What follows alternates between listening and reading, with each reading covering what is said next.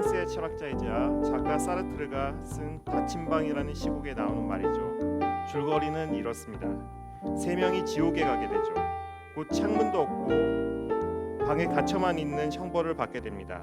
이 셋은 예전에 본 적이 없습니다. 처음에 그들은 형벌이 고작 이거냐며 다행으로만 생각합니다.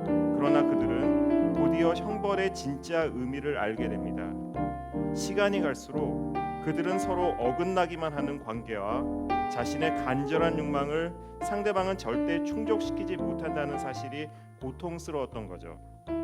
그곳이 타인의 시선이 지배하는 지옥이기 때문입니다. 게다가 이들은 그 방을 벗어나 고통에서 벗어날 기회를 얻고도 서로에게 얻고 싶은 욕망 때문인지 지옥 같은 그곳을 나가는 선택을 하지 못합니다. 그렇다면 오늘 우리들이 살고 있는 세상은 어떤가요? 우리는 요즘 기존의 지옥 말고 또 다른 지옥 안에서 살고 있는 것 같습니다. 코로나19 시대의 세상은 타인을 만나서가 아니라 아예 만날 수 없어서 또 다른 지옥이기 때문입니다. 제 주변에서도 몇 달째 지방에 사시는 부모님을 만날 수 없었어요. 직콕만 하려니 정말 답답합니다고 아우성입니다. 겨우 만난다 해도 마스크로 얼굴을 가려야죠. 저 역시 외부 강연이 많이 들어서 힘듭니다. 아무튼 이래저래 괴물 같은 상황입니다. 문제는 이번이 끝이 아니고 또 다른 괴물이 언제 어디서 출몰할지 모른다는 것. 고민을 하던 차에 마침 괴물과 마주친 상황을 인간이 어떻게 대처하느냐를 깊이 성찰한 소설 한 권을 소개받게 되었습니다.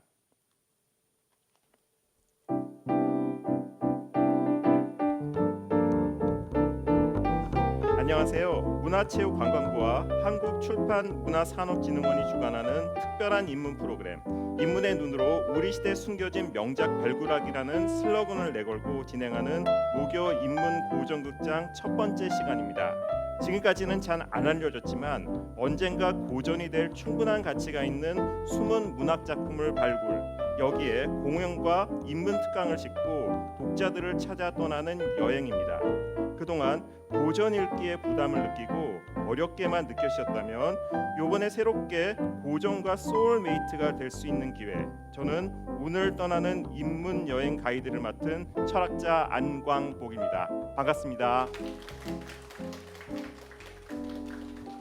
참, 오늘 행사는 유튜브 실시간 중계 중입니다. 또 실시간 관람객들을 위한 깜짝 퀴즈도 진행 중인데요. 퀴즈 내용은 지금 중계 중인 유튜브 페이지 더보기를 확인하시면 됩니다. 많은 참여 부탁드립니다. 당첨자 50명을 추첨, 기프트콘을 선물로 준다고 합니다. 그러고 보니 현재 유튜브 접속 상황이 어떤지 굉장히 궁금한데요. 스태프분들 알려주시겠습니까? 서버가 마비될 지경이라고요? 1000만 명이 접속했다고요? 스마트폰 꺼내지 마십시오. 확인하실 필요 없습니다. 여기서부터는 오늘은 저를 믿으셔야 됩니다.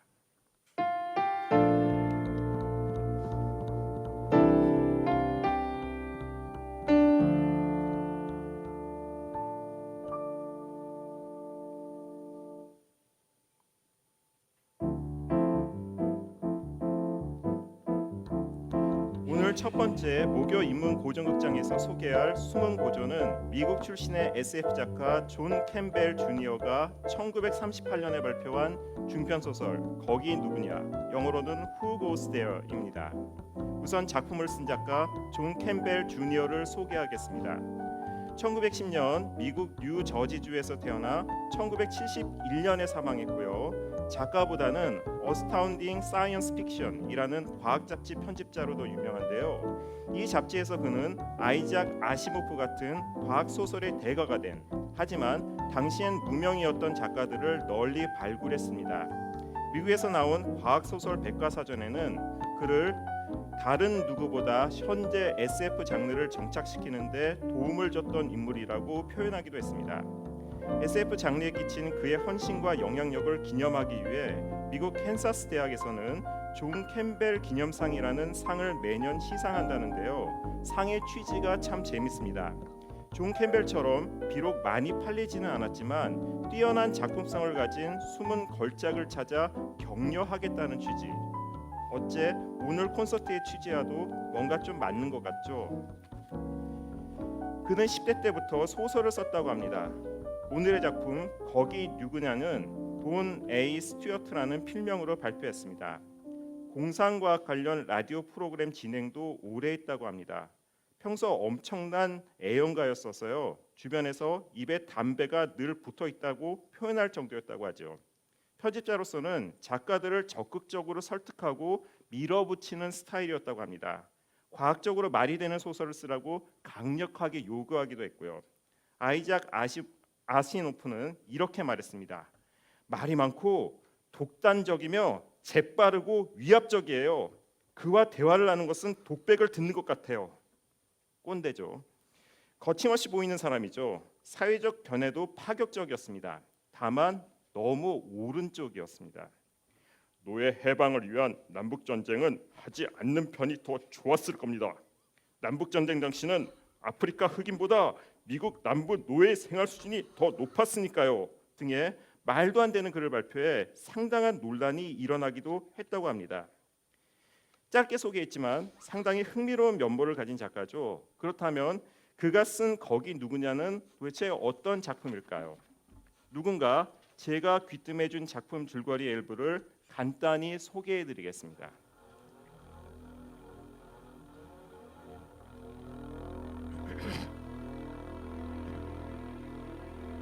남극 탐사대 37명의 남자 대원들은 남극의 얼음 덩어리 속에서 우주선과 기괴한 모양의 키 작은 외계인을 발견합니다.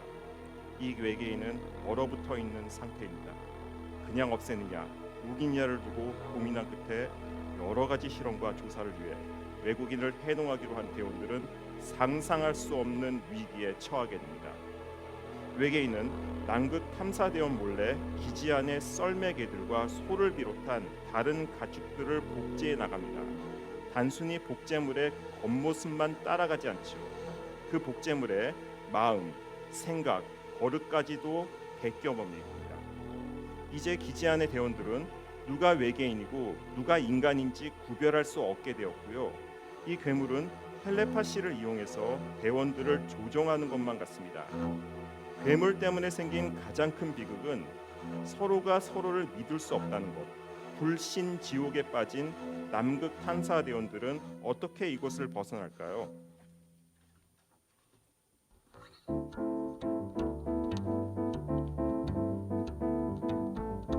어떤 내용인지 궁금해 다른 사람들이 쓴 독후감을 살짝 훔쳐봤습니다. 인문 고전극장에서 특별히 부탁을 받고 책을 미리 읽어본 11명의 사전 독사 감상단들이 있다고 하는데요. 그들의 눈에 비친 거기 누구야는 어떤 작품일까요? 우선 11명의 사전 독자 감상단들이 남긴 별점 평입니다. 거기 누구냐? 별점 평가 5점 만점 5명, 4점 4명, 3점 2명. 총 52점. 52점에 9명이면 평균 4.33점이네요. 1938년 작품에다가 SF 소설이라 이해가 쉽지 않았을 텐데 상당히 높은 점수를 얻었네요. 대단합니다. 보기에도 흉측한 외계 생물이 등장하는 소설이니만큼 괴물 혹은 외계인이라는 단어를 떠올릴 때 가장 먼저 떠오르는 이미지가 있는지도 한번 물어봤는데요. 외계인 혹은 괴물이라고 하면 먼저 떠오르는 것. 영화 에일리언 시리즈, 봉준호 감독 영화 괴물, 아기골룡 둘리에 나오는 바이오킹, 영화 E.T. 너덜너덜 흐물흐물 끈적끈적 큰 눈, 피, 우주. 징그러. 저는 홍상수 감독이 만든 생활의 발견이라는 영화에 나오는 유명한 대사가 생각나더군요. 우리 사람이 되긴 어려워도 괴물은 되지 말자. 어떻습니까? 영화 배우 같은가요? 한 번 더 해볼까요? 됐습니다. 넘어가겠습니다. 작품을 다 읽어본 후 소감도 궁금했는데요. 거기 누구냐? 나는 이렇게 읽었다. 1938년에 과학적 지식이 들어간 좀비 공포 소설을 쓰다니? 고립된 극한의 상황에 드러나는 인간의 참모습을 잘 그려낸 듯. SF는 별로 좋아하는 장르는 아니었는데 사건을 풀어나가는 과정이 추리소설 같아서 단숨에 읽을 수 있었다. SF지만 인간의 다양한 반응과 위기 속에 빛나는 대처 능력이 기억에 남는다. 과학 지식이 없어서인지 탐사대원들이 외계 생명체를 발견한 후 서로 인간임을 증명하고 외계인을 물리치는 등의 여러 과정에 대해서 의문을 가졌고 솔직히 쉽게 몰입할 수는 없었다. 탄탄한 스토리에 미지의 것에 대한 두려움, 호기심 등을 밀도 있게 담아내서 감탄했다. 코로나19 시국인지라 괴물을 해동시키면 균이 나올 수도 있다는 작품 속 설정을 보면서 모든 등장인물들이 감염될까봐 조마조마했다. 또한 서로가 괴물일지 모른다고 의심하는 모습을 보며 인간의 본성과 타인에 대한 선입견에 대해 생각을 해보게 되었다. 낡은 느낌이 전혀 들지 않던 작품? 문이과의 대통합이 이루어졌다. 외계인과 인간을 구분하는 테스트 방법을 생각한 것은 이과적인 지혜이고 괴물과 구분되는 인간만의 본성이 이기적이지 않은 것을 아는 것은 문과적인 지혜이기 때문. 문이과의 대통합이라 재밌고 신선했습니다. 만약 독자들이 작가였다면 혹은 작품 속 남극 탐사대원이었다면 외계인과 인간을 식별할 방법으로 어떤 것을 제안했을지도 물어봤습니다. 외계인과 인간 식별 방법? 나라면 이런 제안을? 구조 요청을 하거나 비행기를 수리할 팀을 꾸리도록 제안하기. 귓밥 파보기. 도덕적 딜레마 상황을 만들어 선택하도록 유도. 체온 감별 장치를 통한 확인. 외계인은 겉모습만 인간이어서 인간의 체온과는 다른 체내 온도 체계를 가지고 있을 거니까? 잘 모르겠는데요. 마지막 솔직한 답변 감사합니다. 귓밥 파보기라. 괴물이 자기 귀를 내줄지가 관건이네요. 참고로 거기 누구냐를 원작으로 2011년에 만든 영화 더 싱에서는 금리 등의 보형 모출물이 존재하느냐 유무로 괴물과 인간을 구분하는 시도를 했다고 합니다.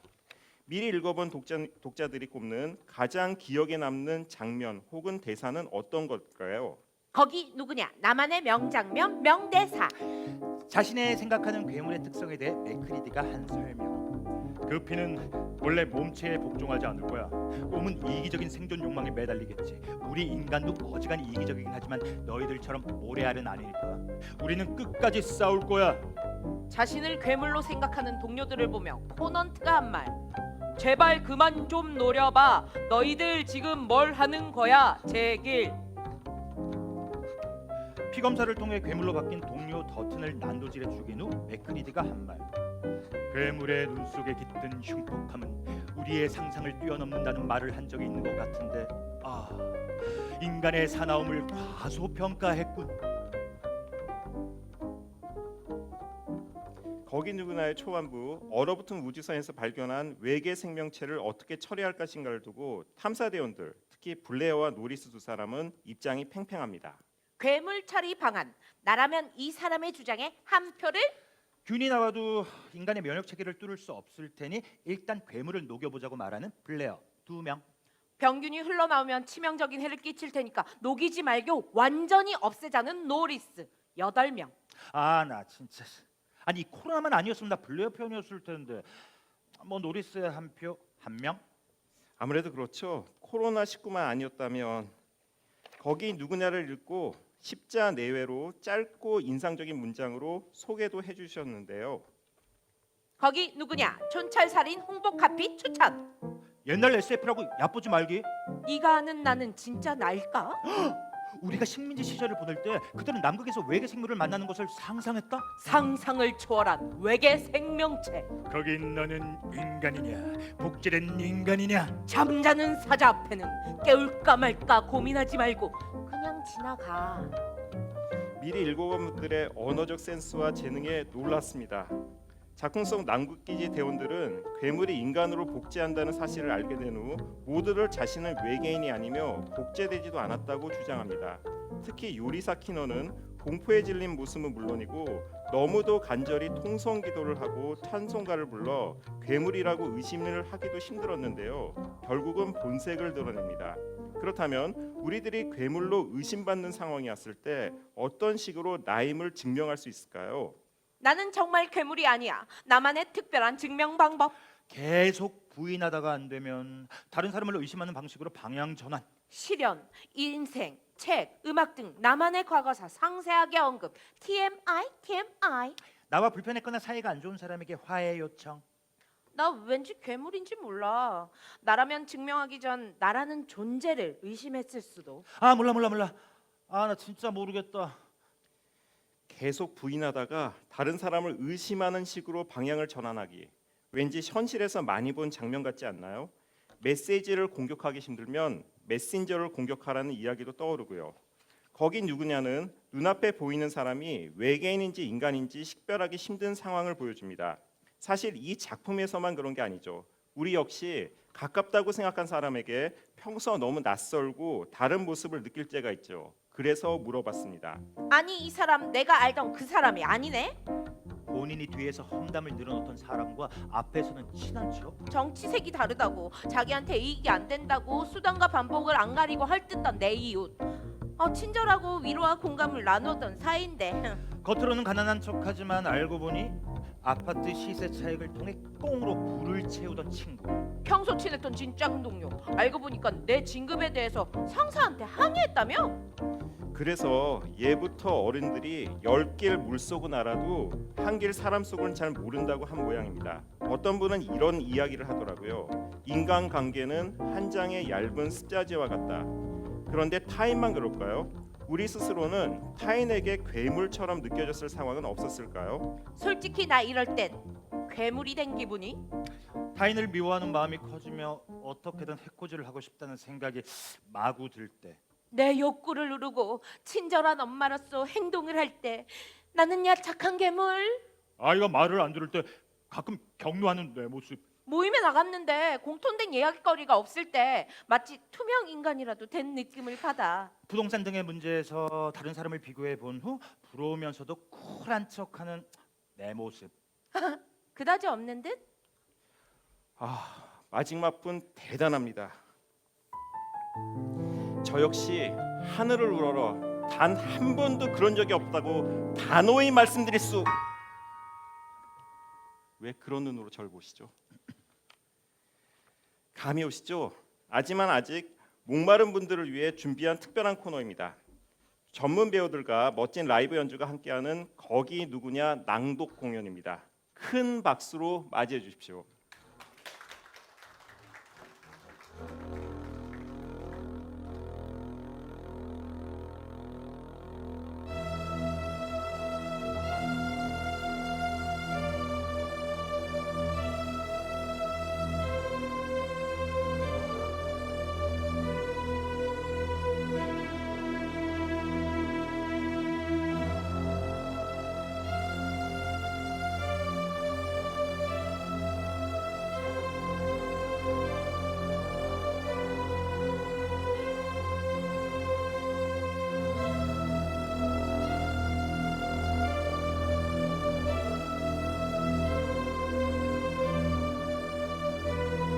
거기 누구냐? 외계의 생명체. 악취가 나고 있었다. 얼음에 파묻힌 낙엽기지의 오두막에 걸맞은 어지러운 냄새. 희귀한 사람의 땀 냄새와 녹인 바다 표범 지방 따위가 뒤섞인 지독한 악취였다. 개와 기계와 음식 등등의 냄새를 뚫고 뭔가 다른 냄새가 풍겨나오고 있었다. 너무나 기분이 나빠서 저절로 구역질이 날 듯한 냄새였다. 살아있는 것의 냄새였다. 방수포에 쌓이고 줄로 단단히 묶인 책상 위의 물체. 그것이 그 괴이한 냄새의 진원지였다. 거대한 몸짓에 게리 대장이 위험 있게 말을 시작했다. 낮은 목소리였으나 그에게는 천성이랄 수 있는 리더로서의 위험이 배어 있었다. 37명 다 있군. 이번 2차 극지 탐험에서 발견한 물체에 대해서는 여러분도 대충 알고 있을 것이다. 나는 그동안 맥크리디 부대장과 노리스, 블레어 그리고 카퍼 박사와 함께 이 문제에 대해 논의를 계속했다. 각자 의견은 조금씩 다르지만 알다시피 우린 제한된 조건에 놓여 있으므로 탐험대 전체는 통일된 행동 방침을 정해서 그대로 따라야 한다. 이제부터 자세한 얘기는 맥크리디에게 들어보도록 하겠다. 자, 맥크리디. 푸르스름한 연기를 배경으로 맥크리디가 앞으로 나왔다. 그는 어떤 잊혀진 신화로부터 현신하는 인물처럼 혹은 생명을 얻어 걸어다니는 청동동상이 위협적으로 등장하는 모습처럼 보였다. 그는 청동동상이었다. 거인 기상학자 맥크리디는 굵지만 감미로운 목소리로 말했다. 물리학자 노리스와 생물학자 블레어가 한 가지 의견 일치를 본 것은 있습니다. 우리가 발견한 이것이 적어도 지구의 동물은 아니라는 거죠. 하지만 노리스가 위험할지도 모른다고 생각하는 반면 블레어는 별로 걱정할 것이 없다는 입장입니다. 전 처음부터 다시 차근차근 생각해보고 싶습니다. 무언가가 우주에서 내려왔습니다. 우주선 말입니다. 우리는 그 우주선을 그곳의 파란 얼음층 속에서 직접 보았습니다. 그 우주선은 아직 우리 인간이 발견하지 못한 그 어떤 힘들을 이용해서 우주를 날다가 지구로 내려왔습니다. 그러고는 아마도 착륙 순간에 무언가 잘못돼서 지구의 자기장에 엉겨들었을 겁니다. 그 우주선은 단단한 화강암에 곧장 충돌하면서 망가져 버렸습니다. 타고 있던 승무원들이 전부 죽진 않았습니다. 하지만 그 우주선은 사용할 수 없을 만큼 박살나 버린 것이 틀림이 없습니다. 그 우주선에서 누군가 밖으로 나왔습니다. 당시의 바람은 지금 우리가 겪는 것보다 더 뚫고 나가기가 힘들었을 겁니다. 그 우주선 승무원 역시 배견을 재간이 없었겠죠. 사실 그렇습니다. 그는 우주선에서 불과 3m도 못 가서 얼어붙었습니다. 우리가 바로 그 얼어붙은 승무원을 발견한 겁니다. 바클레이의 얼음 도끼가 그것의 두개골에 부딪혔죠. 블레어와 카퍼 박사는 그 얼어붙은 사체를 얼음 덩어리에서 잘라냈습니다. 그리고는 지금 여러분들이 보고 있듯이 트랙터에 싣고 이곳으로 옮겨왔습니다. 문제는 바로 이겁니다. 블레어는 이놈을 조사를 하길 원합니다. 녹여서 생체 조직의 표본 등등을 만들려고 하는 거죠. 하지만 노리스는 아직 안전을 확신할 수 없기 때문에 반대하고 있습니다.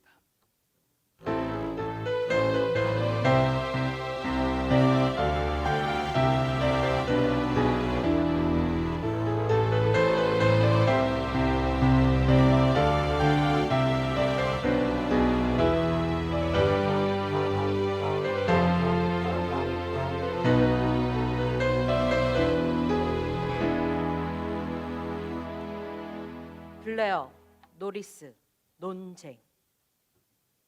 조그만 체구의 대머리인 생물학자 블레어가 다가와 신경질적으로 덮개를 획 잡아당겼다.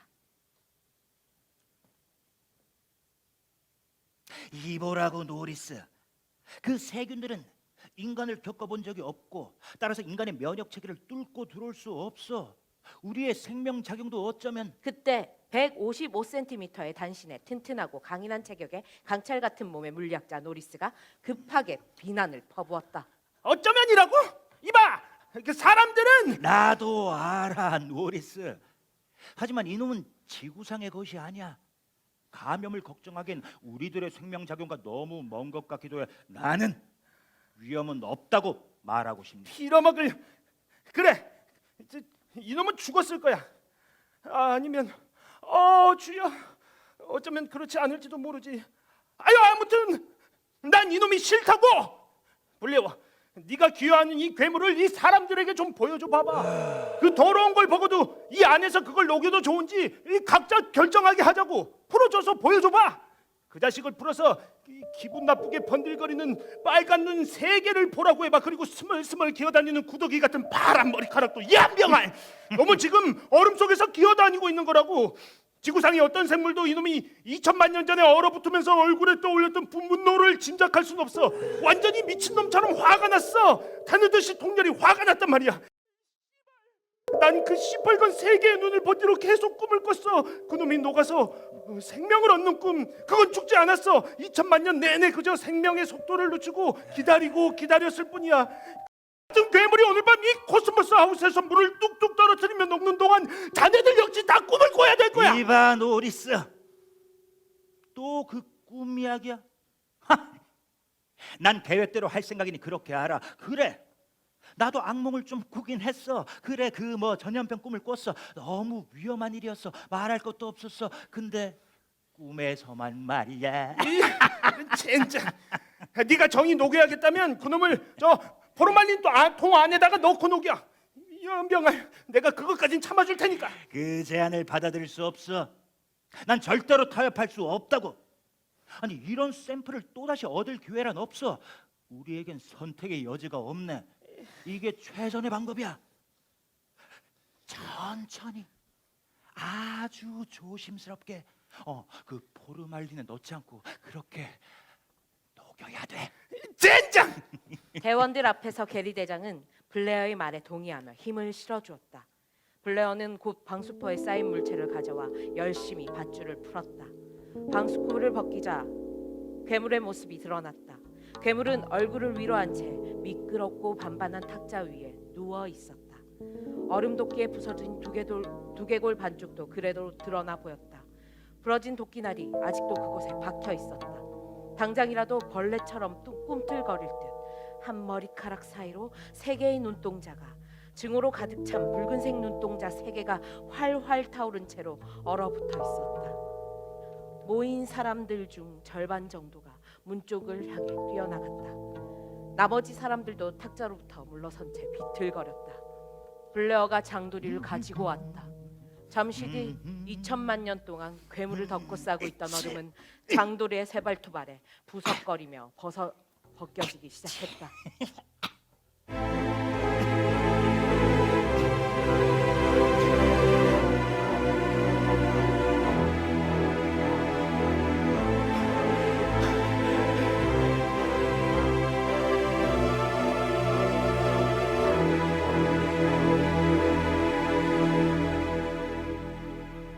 살아난 외계 생명체.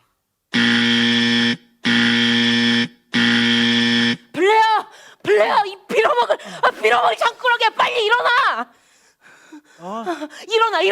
일어나, 정신 좀 차려봐.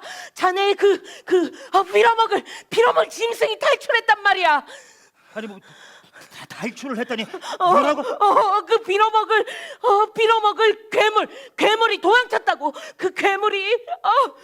그 빌어먹을 괴물이 내가 잘 동안 날 잡아먹지 않은 게 놀라울 따름이야. 아니야, 그놈은 분명히 죽었. 아니, 그놈을 빨리 찾아야 돼. 자네가 찾아. 그놈 자네가 제일 아끼는 거잖아. 난 행정부 건물을 샅샅이 살펴보겠어. 블레어, 그건 죽은 게 아니었나? 게리 대장, 그건 지구상의 것과는 전혀 다른 성질을 가진 외계의 괴물이에요. 지금 그 빠개진 두개골과 줄줄 흐르는 뇌수를 흘려대며 여기저기 돌아다니고 있겠죠.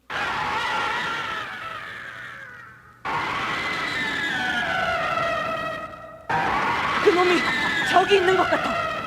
에스키모 개들이 있는 곳으로 한 거지. 들어봐, 개들이 사슬을 끊고 있어.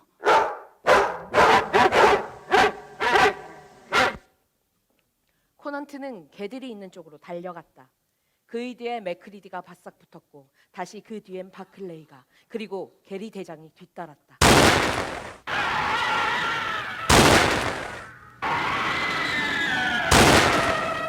사부진 바클레이가 복도의 모퉁이를 돌아보니 개들은 어느새 기세가 눌러 있었다. 그들은 불길한 재앙에 빛을 띤 채 증오의 빨간 눈알로 노려보는 괴물 앞에서 주춤거렸다. 맥크리디가 바클레이 쪽으로 다가가자 훈련된 에스키모 개들은 거의 텔레파시적인 직감으로 사람들의 계획을 깨달은 눈치였다. 검은색의 덩치 큰 개 한 마리가 펄쩍 뛰어올라 구석에 몰린 괴물을 향해 달려들었다. 괴물은 비명을 찔렀고 개의 날카로운 발톱에 사정없이 베이고 말았다. 바클레이는 앞으로 나가서 전선이 감긴 삽을 쓰러진 괴물의 가슴에 힘껏 찔러 넣었다. 이윽고 빨간 눈동자들은 뻣뻣해졌고 경련을 일으키던 얼굴은 우스꽝스럽게 일그러졌다. 팔인지 다리인지 구분이 안 되는 괴물의 신체 부위가 마구 떨리며 흔들렸다. 개들이 한꺼번에 달려들자 바클레이는 전선이 감긴 삽을 잡아 뺐다. 눈 위에 널브러진 괴물은 개들의 날카로운 이빨에 찢기면서도 조금도 움직이지 않았다.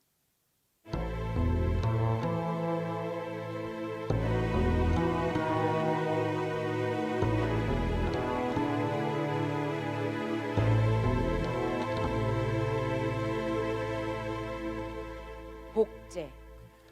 좋아, 다 모였지. 블레어, 우린 그동안 무슨 일이 일어났는지, 그리고 이놈이 영원히 완전히 죽었는지 지금 당장 확인하고 싶군. 이 괴물에 대해서 뭐라고 설명을 좀 해주겠나?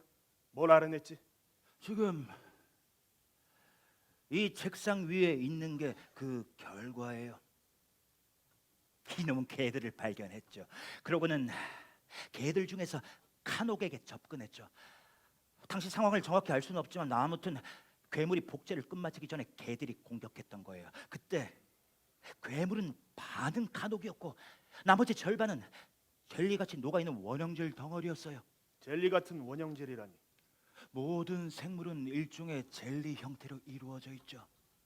원형질과 핵이라 불리는 정밀하고 초현미경적인 조직들이죠. 세포들은 원형질로 만들어지고 그 특성은 핵에 의해 결정되죠. 이놈의 경우엔 세포핵이 다른 세포들을 마음대로 조정할 수 있다는 거예요. 어떻게? 놈은 카녹의 몸에 스며들어서 신체 조직의 모든 세포를 시험한 뒤에 그것들을 그대로 복제해서 자신의 세포로 바꾸었죠. 이놈의 몸에서 지금 이 개의 모습을 하고 있는 부분은 실제로 개의 세포와 똑같지만 그 핵은 괴물의 것입니다. 이건 개가 아니라 복제된 괴물이에요. 제가 지금 의심하고 있는 부분은 핵마저도 개 세포의 것과 똑같이 복제하는 것이 아닐까 하는 거예요. 만약에 그렇다면 현미경으로 봐도 구별할 수가 없게 되는 거죠. 잠깐만. 그럼 만일 이놈에게 충분한 시간이 있었다면 완전한 개가 되었겠죠. 그러면 다른 개들도 눈치채지 못했을 거고 당연히 우리도 마찬가지로 속아 넘어갔을 거예요. 이놈은 무엇을 하려고 했을까? 내 생각에는 이 세계를 손에 넣으려 했을 거야. 이 세계를 손에 넣는다? 이놈 혼자서 유일한 독재자가 되려고 했단 말이야? 코넌트 이 멍청한 놈아! 이놈은 지구상에 온통 퍼져나갈 수 있었어. 퍼지다니. 이놈은 무성생식으로 번식해? 이놈은 그럴 필요도 없어. 이놈은 바다 표범이 될 수도 있고 범고래가 될 수도 있고 혹은 뭐 알바트로스 뭐 아니면 갈매기. 그렇다면 남미까지 날아갈 수 있었겠지. 빌어먹. 그럼 지금은 이 괴물이 완전히 죽었다는 걸 확신하나? 블레어. 그렇습니다. 사람들이 다친 개를 데리고 나간 뒤에도 나와 바클레이는 남아서 5분 동안이나 고압선을 이놈에게 꽂아두고 있었어요. 이놈 죽었어요. 정기구이가 된 거죠. 그럼 우린 여기가 남극이란 사실을 감사하기만 하면 되겠군. 이 기지에서 개와 조스들 말곤 이놈들이 복제할 생물은 없으니까 말이야. 우리가 있죠. 이놈은 우리를 복제할 수도 있어요. 놈은 여기서 바다를 건너기 위해서 우리를 복제해야 했어요. 그래야 비행기를 조종해서 남극을 빠져나갈 수 있을 테니까. 그러면 지구 전체를 소나기에 넣는 것은 시간 문제죠. 만약에 우리 인간을 복제했다면 말입니다. 코넌트? 그래, 코넌트 어디 있나? 나 여기 있잖아. 왜 그래? 자네가 진짜 자네인가? 어? 내가 뭘? 거기 있는 자네가 진짜 자네란 말이지. 자네가 코넌트야, 괴물이야. 그 괴물은 자네 같은 인간이 되길 원했어. 개가 아니라 자네 같은 인간. 블레어! 자, 이봐. 나는 판도라야. 나는 판도라의 상자를 열었어. 이제부터 우리가 이 괴물로부터 벗어날 수 있는 희망은 없어. 난 발전기를 망가뜨려 놓았어. 비행기도 이제 날 수가 없어. 아무도 이곳을 벗어날 수는 없어. 블레어! 블레어 정신 차려! 블레어! 진정제를 가져와!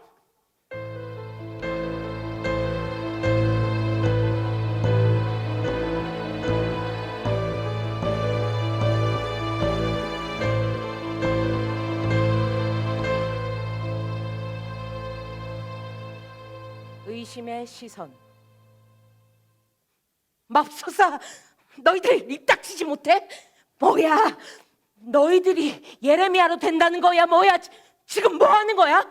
나를 표범 취급하면서 테스트하려는 거야? 내가 무슨 벌레야? 아니 이복의 코넌트, 괜찮다면 그냥 거기 잠시만 있으라고. 자네는 원하지 않았겠지만 괴물과 접촉했을 가능성이 있어. 그거 자네도 알잖아. 그래, 좋아. 난 이렇게 지금 말을 하고 싶네. 지금 자네는 말이야, 이 기지에서 최고의 경애와 존경의 대상이라고, 알겠나? 하나님, 맙소사, 맥크리디, 지금 날 보는 너의 눈이 어떤지는 알기나 해? 제발 좀 그만 노려봐. 너희들 지금 뭘 하려는 거야? 코넌트, 현재로선 아무것도 확실하지 않아. 아, 그래요, 대장. 블레어가 지적한 대로야. 시간이 너무 많이 흘렀어. 자네의 그 혈청 테스트를 할 수밖에 없어. 도대체 내가 뭐라고 생각하는 거야? 괴물!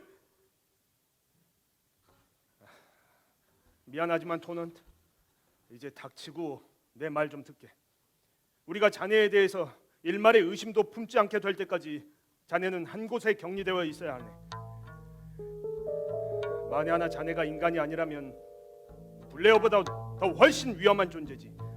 물론 블레어도 엄중히 감시할 작정이네. 아마 그는 자네를 죽이려고 할지도 몰라. 블레어가 다시 정신을 차리면 어쩌면 우리 모두가 인간이 아니라고 믿을 거야. 차라리 그를 죽이는 게 더 나을지도 몰라.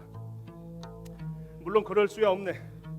블레어는 따로 떨어진 저 오두막에다가 데려다 놓을 거야. 그리고 자넨 당분간 이 코스모스 하우스에서 우주선 측정과 연구 작업을 하도록 하게. 그렇게 하는 게 좋겠어. 이봐요, 대장. 난 인간이란 말입니다. 젠장, 빨리 그 테스트 준비를 서둘러요. 당신들 제발 날 그런 눈으로 쳐다보지 마. 당신들 눈이 지금 어떤지 알아?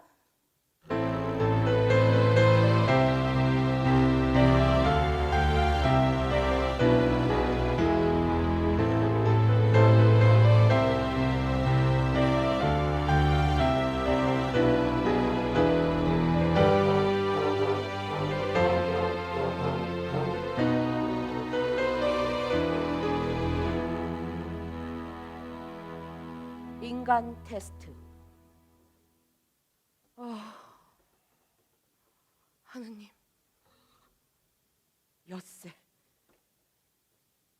엿새나 갇혀 있었어. 계속 떨면서 저 빌어먹을 테스트가 거짓말을 할지도 모른다고 생각하면 거짓은 있을 수 없어, 코넌트. 이제 다 됐어.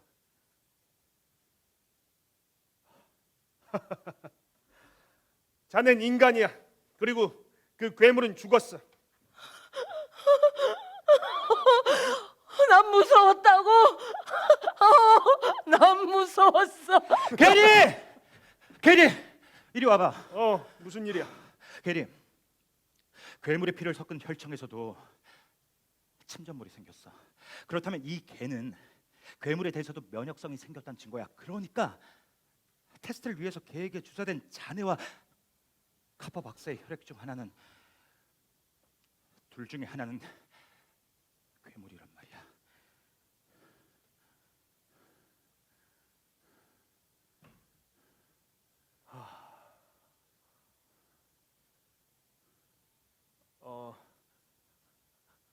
이젠 자네가 대장이야. 하느님이 돌봐주시길 비네. 난 이제 권한이 없어. 그래, 뭐 알겠네.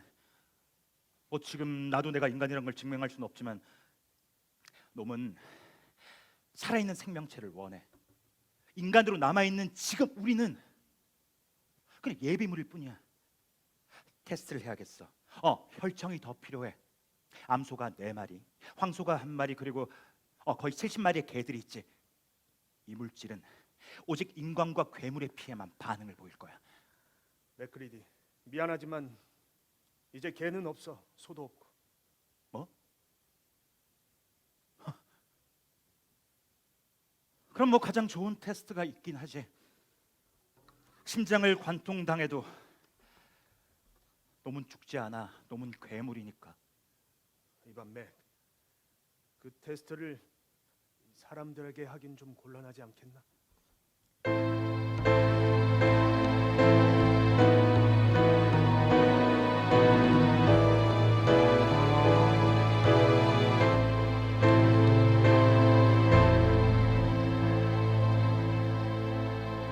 감시의 눈초리. 신의 이름으로 바라건대 맥크리디, 효과가 있는 새로운 테스트를 좀 생각해 보게 해, 제발. 의심을 받던 안 받던 우리 모두가 극도로 긴장을 해 있어. 플레어는 지금 오두막에서 계속 우리한테 소리치고 있어. 꺼져. 너희들은 괴물이야. 나는 빨려들지 않겠어. 빨리 꺼져. 그래서 우리는 꺼질 수밖에 없었어. 이봐 맥, 다른 테스트는 정말 없겠나? 다른 화학적인 테스트 방법은 없겠나? 지금 우리 중엔 그럴 만한 화학자가 없어. 잘 알겠지만 현미경으로는 아무것도 알아낼 수가 없고. 그래도 자네는 방법을 생각해내야만 해. 4시간 동안 여기서 이 사람들이 나를 괴물이라 여기는 의혹의 눈초리를 난 버티기가 힘들어. 아직도 다들 기도하고 있어. 1초도 쉬지 않았어. 그 기도가 정말로 구원의 힘을 지녔다면 시끄러워야 할 이유가 전혀 없잖아. 하지만 다들 시편을 소리 지르고 찬송가를 고래고래 불러대고 고함을 치듯이 기도하잖아. 아니 다들 하나님이 이곳 남극에는 귀를 잘 기울이지 않는다고 생각하는 거야? 이봐 맥, 자네는 이제 여기 책임자야. 밤 동안이라도 영화라도 보자고. 마지막을 위해 아껴둔 영화들이 있잖아. 무엇을 위한 마지막이지? 그걸 볼 마지막 사람이 누구겠어? 어? 우리가 볼 수 있는 게 그게 뭐든 보자고. 서로 감시하는 짓 따윈 집어치우고 그거나 보잔 말이야. 그거 좋은 생각이군. 그래 코넌트, 자네 한 사람을 위해서라도 기꺼이 이 분위기를 바꾸도록 노력을 해보자고.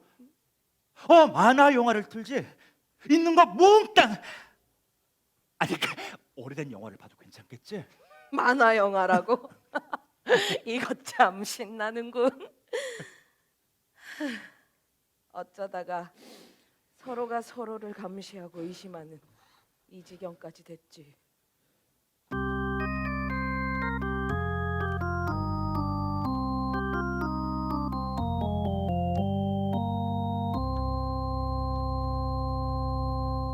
거기 누구냐?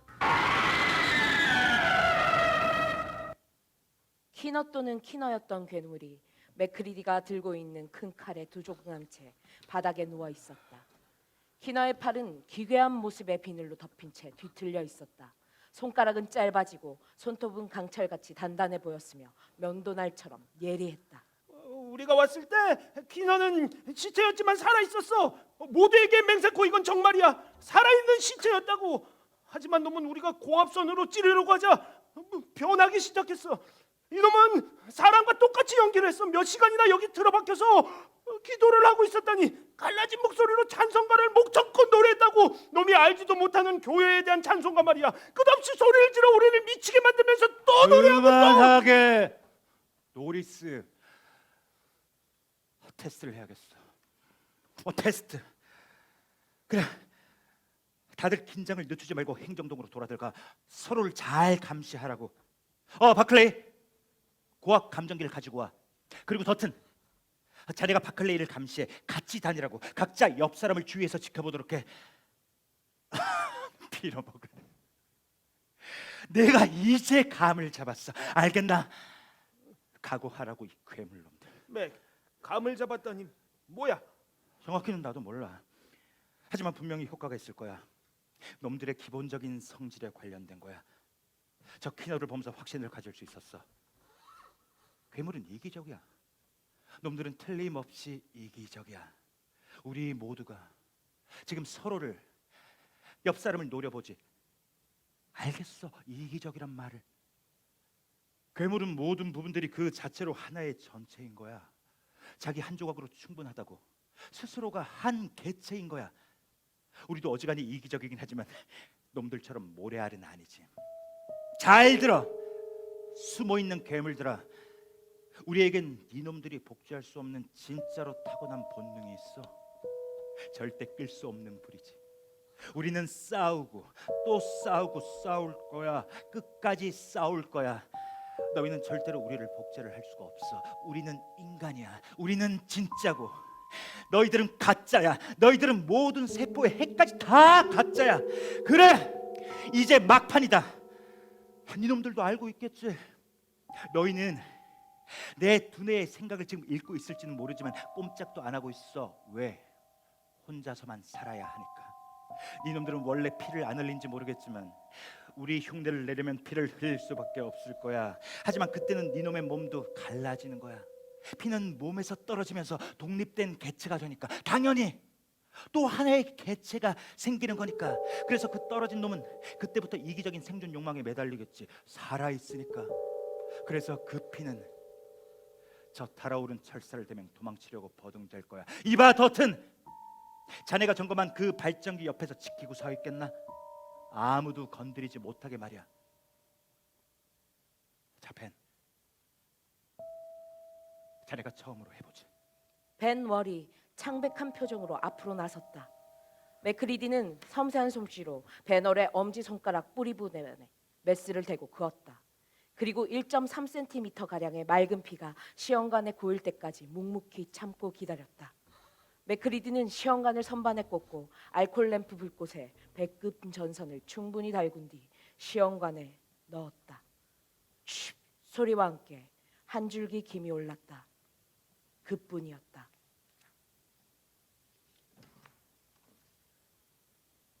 자네 인간이야.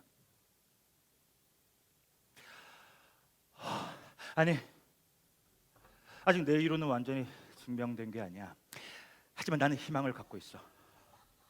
다들 그렇게 재밌는 표정으로 보지들 말라고. 분명히 이 중엔 속태우고 있는 괴물이 있을 테니까. 자, 벤, 바클레이가 들고 있는 것을 대신 받아주겠나? 그래, 고맙네. 됐어, 바클레이. 난 진심으로 자네가 우리와 한편이길 비네. 자네 진짜 좋은 녀석이거든. 바클레이는 어설프게 씩 웃고는 메스의 칼날이 닿자 움찔했다. 얼마간의 시간이 흐른 뒤 그는 크게 웃으며 다시 고압선이 감긴 나무 막대를 손에 쥐었다. 자, 더튼. 바클레이! 더튼이. 순간적으로 더튼이었던 괴물에게 사람들이 달려들었다. 바클레이가 고압선을 사용할 기회도 없었다. 괴물은 날카로운 괴성을 지르면서 어금니와 발톱을 키우려고 했었지만 이내 걸레 조각처럼 찢겨지고 말았다. 순식간에 달려든 인간들이 야수처럼 잔인하게 괴물을 난도질하고 짓뭉개고 갈갈이 찢어 놓았던 것이다. 사람들은 천천히 기쁨과 흥분으로 들끓기 시작했다. 그들은 입술은 이제 긴장보다 더한 호기심에 잡혀 있었다. 사람들은 괴물의 시체를 수습했고 벤 월은 핀 핏방울마다 부식성 산을 떨어뜨려 태웠다. 따끔거리고 기침을 자극하는 가스가 방앗 이곳저곳에 피어올랐다. 괴물의 눈 속에 깃든 흉폭함은 우리의 상상을 뛰어넘는다는 말을 한 적이 있는 것 같은데, 내가 인간의 사나움을 과소평가했군. 나 솔직히 이놈들을 더 어울리는 방식으로 처리하고 싶어. 끓는 기름 솥이나 녹인 납, 아니면 전기구이 같은 건 말이야. 더튼이 당했다니 정말. 좋아, 이로써 내 방법은 확실해졌어. 벤월과 바클레이의 인간임이 증명되었고, 이제 내가 인간이라는 것을 스스로 증명해서 보여주지. 맥크리디는 알코올의 메스를 세척한 다음 다시 불에 그슬려 소독했다. 그러고는 자신의 엄지손가락 뿌리 부분을 망설임 없이 베었다. 20초 뒤 이제 그곳에 더 많은 반가운 미소와 친근한 눈길들이 생겨났지만 무언가 다른 눈동자들이 동시에 존재하고 있었다. 자, 이제 코넌트 이쪽으로. 그는 말을 끝맺지 못했다. 이미 코넌트는 코넌트가 아니었기 때문이었다. 다시 한번 한바탕 피와 사리의 광란극을 연출한 뒤 사람들은 더 많은 웃음과 한숨을 터뜨렸다.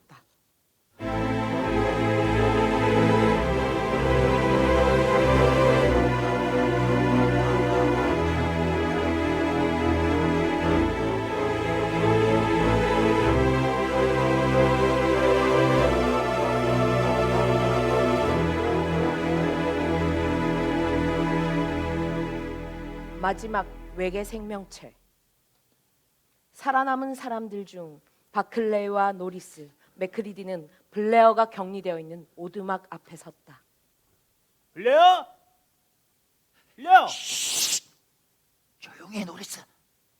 블레어 혼자서 그냥 나가버릴지도 몰라. 우린 더 이상 쫓아갈 비행기나 트랙터도 없다. 알바트로스야. 아직 이른 계절인데 아마 혼자 방황하는 모양이군. 만약 괴물이 풀려났다면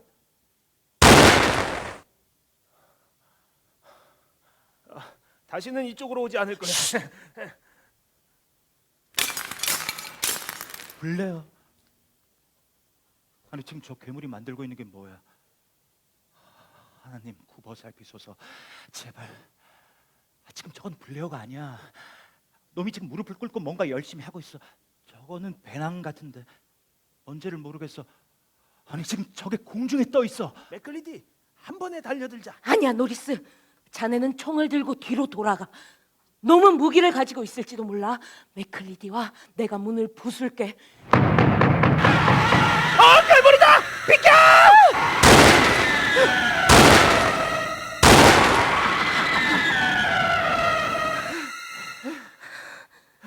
바클리. 이제 없나? 없어. 그런데 이놈이 또 다른 복제를 하지 않았겠지? 아니 그동안 놈은 다른 데 정신이 팔려 있었어. 그리고 지금 놈은 숯덩어리가 되었지. 아니 도대체 이 안에서 뭘 하고 있었던 걸까? 우리도 참 어지간히 똑똑했어. 발전기와 비행기가 그 지경이 되도록 멍청이 있으면서 놈이 일주일이나 이 오두막에 혼자 있게 내버려뒀다니 아무런 신경도 쓰지 않고 말이야. 저건 뭐지? 아유, 손대지 마. 나중에 조사를 해야지. 짐작은 가는군. 저건 원자력이야. 저 조그만 것이 말이야. 그리고 저건 수분에서 중성자를 분리시키는 것 같은데. 이 재료를 다 어디서 구했지? 아 맙소사. 그래 괴물은 여기에 갇혀 있었으니까 죄다 이 안에 있던 것들로 만들었단 얘기 아니야. 아 하나님 도대체 이 종족은 도대체 얼마나 엄청난 지식들을 저 희미하게 비치는 동그란 구는 나는 저게 순수한 힘의 결정체라고 생각하네. 중성자는 어떤 물질도 통과할 수가 있지. 놈은 거기에다가 중성자를 저장해 놓으려고 했던 걸까? 중성자를 규소나 칼슘, 베릴륨 등에다가 투사하기만 하면 원자 에너지가 방출되지. 저건 맙소사. 원자력 발생기야. 여기 정말 섭씨 50도는 될 것 같아. 아니 문이 저렇게 뚫려 있는데도 아니 우리 옷이 어느 정도 방열이 되지만 나 지금 완전히 땀에 절었어. 보면 알겠지만 저 빛은 아주 차가워. 그렇지만 이 코일을 통과하면서 열선으로 바뀌는 거야. 놈은 자연의 근본적인 힘을 다룰 줄 알고 있어. 저 빛을 봐. 저 빛의 색깔. 무슨 의미인지 알겠나? 놈의 고향빛은 태양빛이겠지. 우리 태양보다 더 밝고 더 뜨겁고 그래서 파란빛 열관을 내는 이 괴물 같은 놈이 또 지구에 오는 일은 없을 테지. 2000만 년에 한 번 놈은 우연한 사고로 여기 떨어진 거야. 아니 저거는 또 뭐지?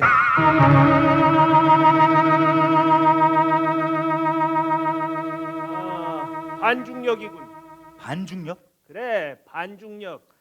이놈은 모든 재료와 도구가 갖춰진 이 공간에서 꼬박 일주일 동안 매달려서 작업을 한 거야.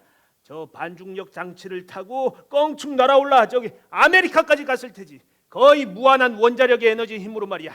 우리가 그걸 막았어. 아마 30분만 늦었어도 놈은 여기를 탈출했을지도 몰라. 그럼 그냥 우린 멍청이 남극에서 바깥 세상에서 오는 무엇이든 막 쏘아 없애려고 했겠지. 아니 그러면 그 조금 전에 그 알바트로스, 그건 어떻게 생각해?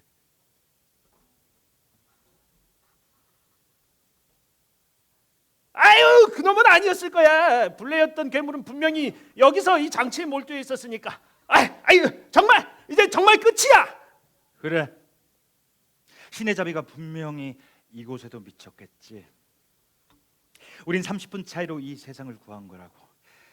우리의 세계와 우리의 태양과 우리의 이웃 행성들도 놈이 반중력과 원자력을 쓰려 했던 건 잘못이었어. 왜냐하면 그건 다른 세계, 다른 태양의 것이니까. 저 별들 너머에 있는 파란 태양의 세계 말이야.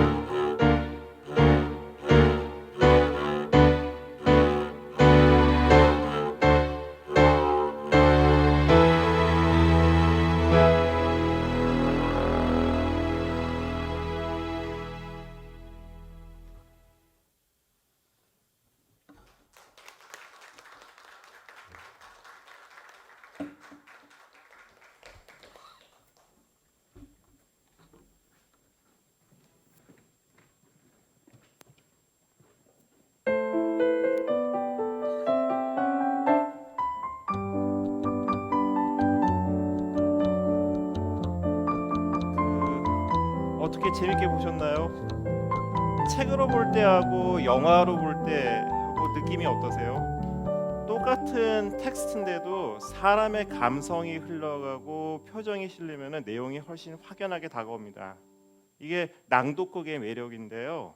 그런데 아무리 좋은 작품이라 그래도 아무리 그 배우님들이 전문 배우님들이 연기를 잘하신다 그래도 작품 자체가 형편없으면은 사실 아무리 연기를 잘하셔도 전부 이렇게 잠에 빠지실 거예요.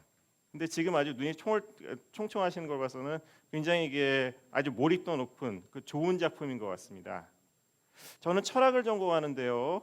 이 철학을 전공하는 사람의 입장에서 이제 좋은 작품이 뭘까? 어떤 작품이 과연 그 세월의 흐름을 뛰어넘어서 고전으로 자리를 잡을 수 있을까라고 생각해봤을 때 하나의 작품이 시대를 뛰어넘어서 하나의 범형이 되기 위해서는 두 가지 조건이 있어야 된다고 생각합니다.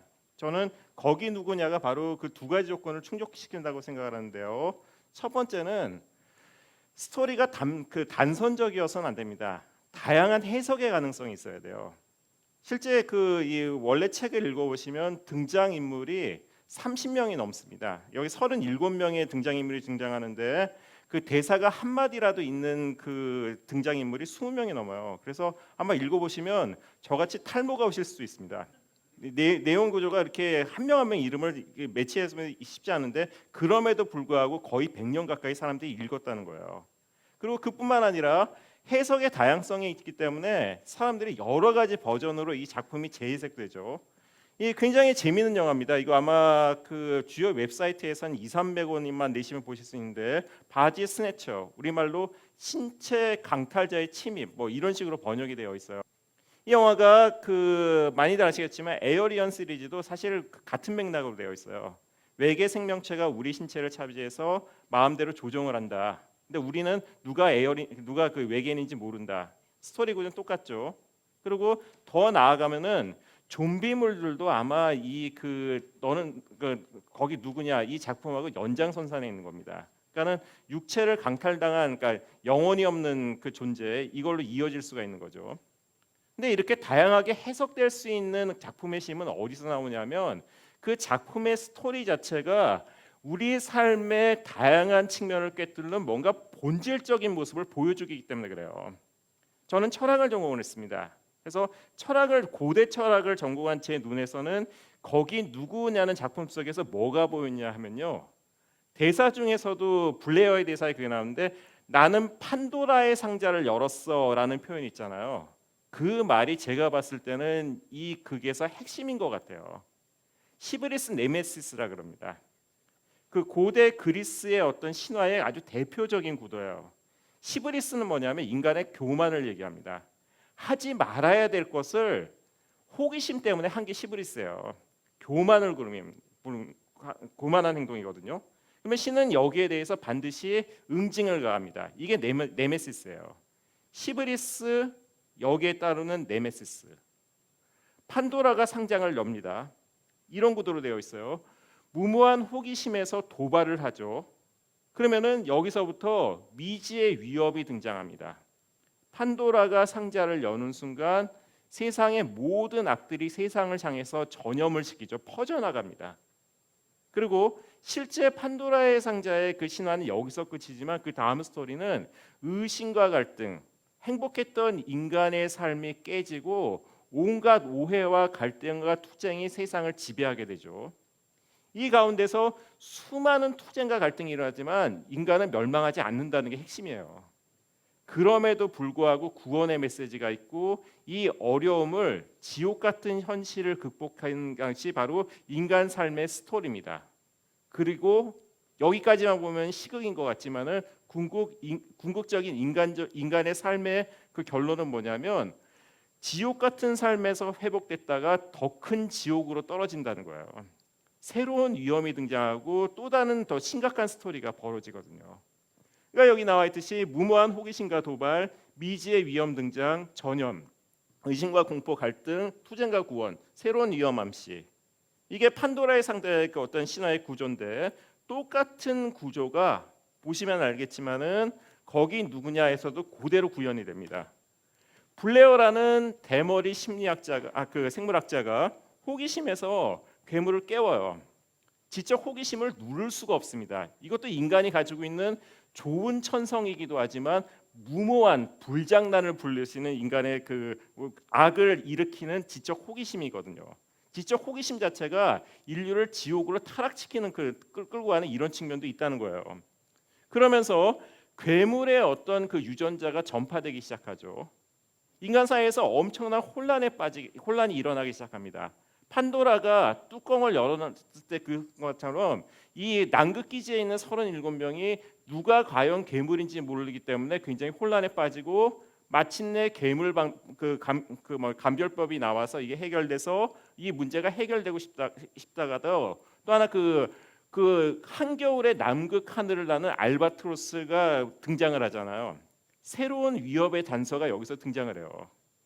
아마 제가 시간 관계상 여기서 길게 설명을 못 드리지만 에어리언 시리즈들도 거의 이런 똑같은 구도로 되어 있습니다. 이것만 그런 게 아니라 그 반지의 제왕 같은 그 오래된 그러니까 이런 어떤 판타지물의 오래된 고전도 똑같은 형식으로 되어 있어요. 그냥 읽어드리겠습니다. 난쟁이의 호기심이 위에 나와 있는 시브리스 네메시스의 구조하고 한번 견주어서 보십시오. 난쟁이의 호기심이 숨겨져 있던 반지를 발견하게 만들죠. 그리고 반지를 둘러싼 탐욕이 전염이 되고요. 그리고 이 여기를 둘러싼 이제 공포와 갈등이 세상에 퍼지고 이러면 안 되겠다. 이걸 없애야겠다는 새로운 모험을 시작하게 됩니다.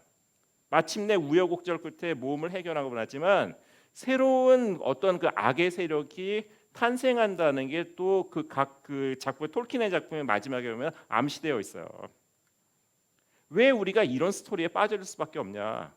우리의 삶 자체가 현대 문명 자체가 시브리스 네메시스의 구도를 DNA처럼 품고 있기 때문에 그렇습니다. 코로나19 상황도 똑같습니다. 보십시오. 박쥐를 왜 먹냐고요? 왜 먹냐고요? 배고파서 먹었으면 이해가 되지만은 아마 아니었을 거예요. 그냥 엽기적인 음식을 한번 먹고 싶었을 거예요. 여기에서부터 시작해서 코로나19가 발생해서 전염이 확산되고 저는 강의 때문에 할 수 없어서 마스크를 벗고 있지만 저도 두렵습니다. 지금 서로 의심하고 있잖아요. 제가 감염자면 어떡하죠? 제가 감염되면 어떡하지? 두렵습니다. 남극 기지하고 지금 똑같은 상황인 거예요. 그러다가 아마 올해 말이나 내년쯤 분명히 백신이 등장을 하겠죠. 그러고 나서 이 문제가 해결되냐? 더 큰 재앙이 암시되어 있는 거예요. 삶이라는 것은 문명이라는 것은 결국 살아서 경험하는 지옥의 체험을 반복해서 나가는 겁니다. 이게 우리가 가지고 있는 문명의 핵심적인 스토리인 거예요. 그러니까 결론적으로 말씀드리면 이 거기 누구냐는 여기 나와 있듯이 오래된 신화의 도시, 그러니까 우리의 문명이 원천적으로 태생적으로 갖고 있는 파멸의 시나리오를 재현해서 구현하기 때문에 여기에 몰입할 수밖에 없는 겁니다. 그렇지만 여기까지만 얘기하면 고전이 되는 작품하고 트렌디 드라마, 굉장히 그 속물적인 드라마하고 고전의 차이점이 드러나질 않아요. 인간이 좋아하는 스토리는 이런 비극적인 것도 있지만 신데렐라 스토리도 굉장히 좋아하거든요. 트렌디 드라마의 설정을 한번 생각해 보십시오. 남자 주인공하고 여자 주인공이 있습니다. 대개 드라마의 구조는 이래요. 남자 주인공은 어떻게 나오죠? 대개는 나쁜 남자들입니다. 나쁜 남자의 특징이 뭔지 아세요? 잘생겼습니다. 못생긴 나쁜 남자는 그냥 나쁜 새끼예요. 그건 아무것도 아닙니다. 키 크고 잘생겨져. 거기다 능력까지 있어요. 대기업 실장입니다. 거기다 돈까지 많아요. 퍼펙트한 남자 주인공이에요. 근데 트렌디 드라마 유행하는 걸 가만히 보면은 여자 주인공은 물론 여배우니까 상당히 미모의 여배우지만은 실제로 외모지만 극중 설정은 평범한 여성으로 나와요.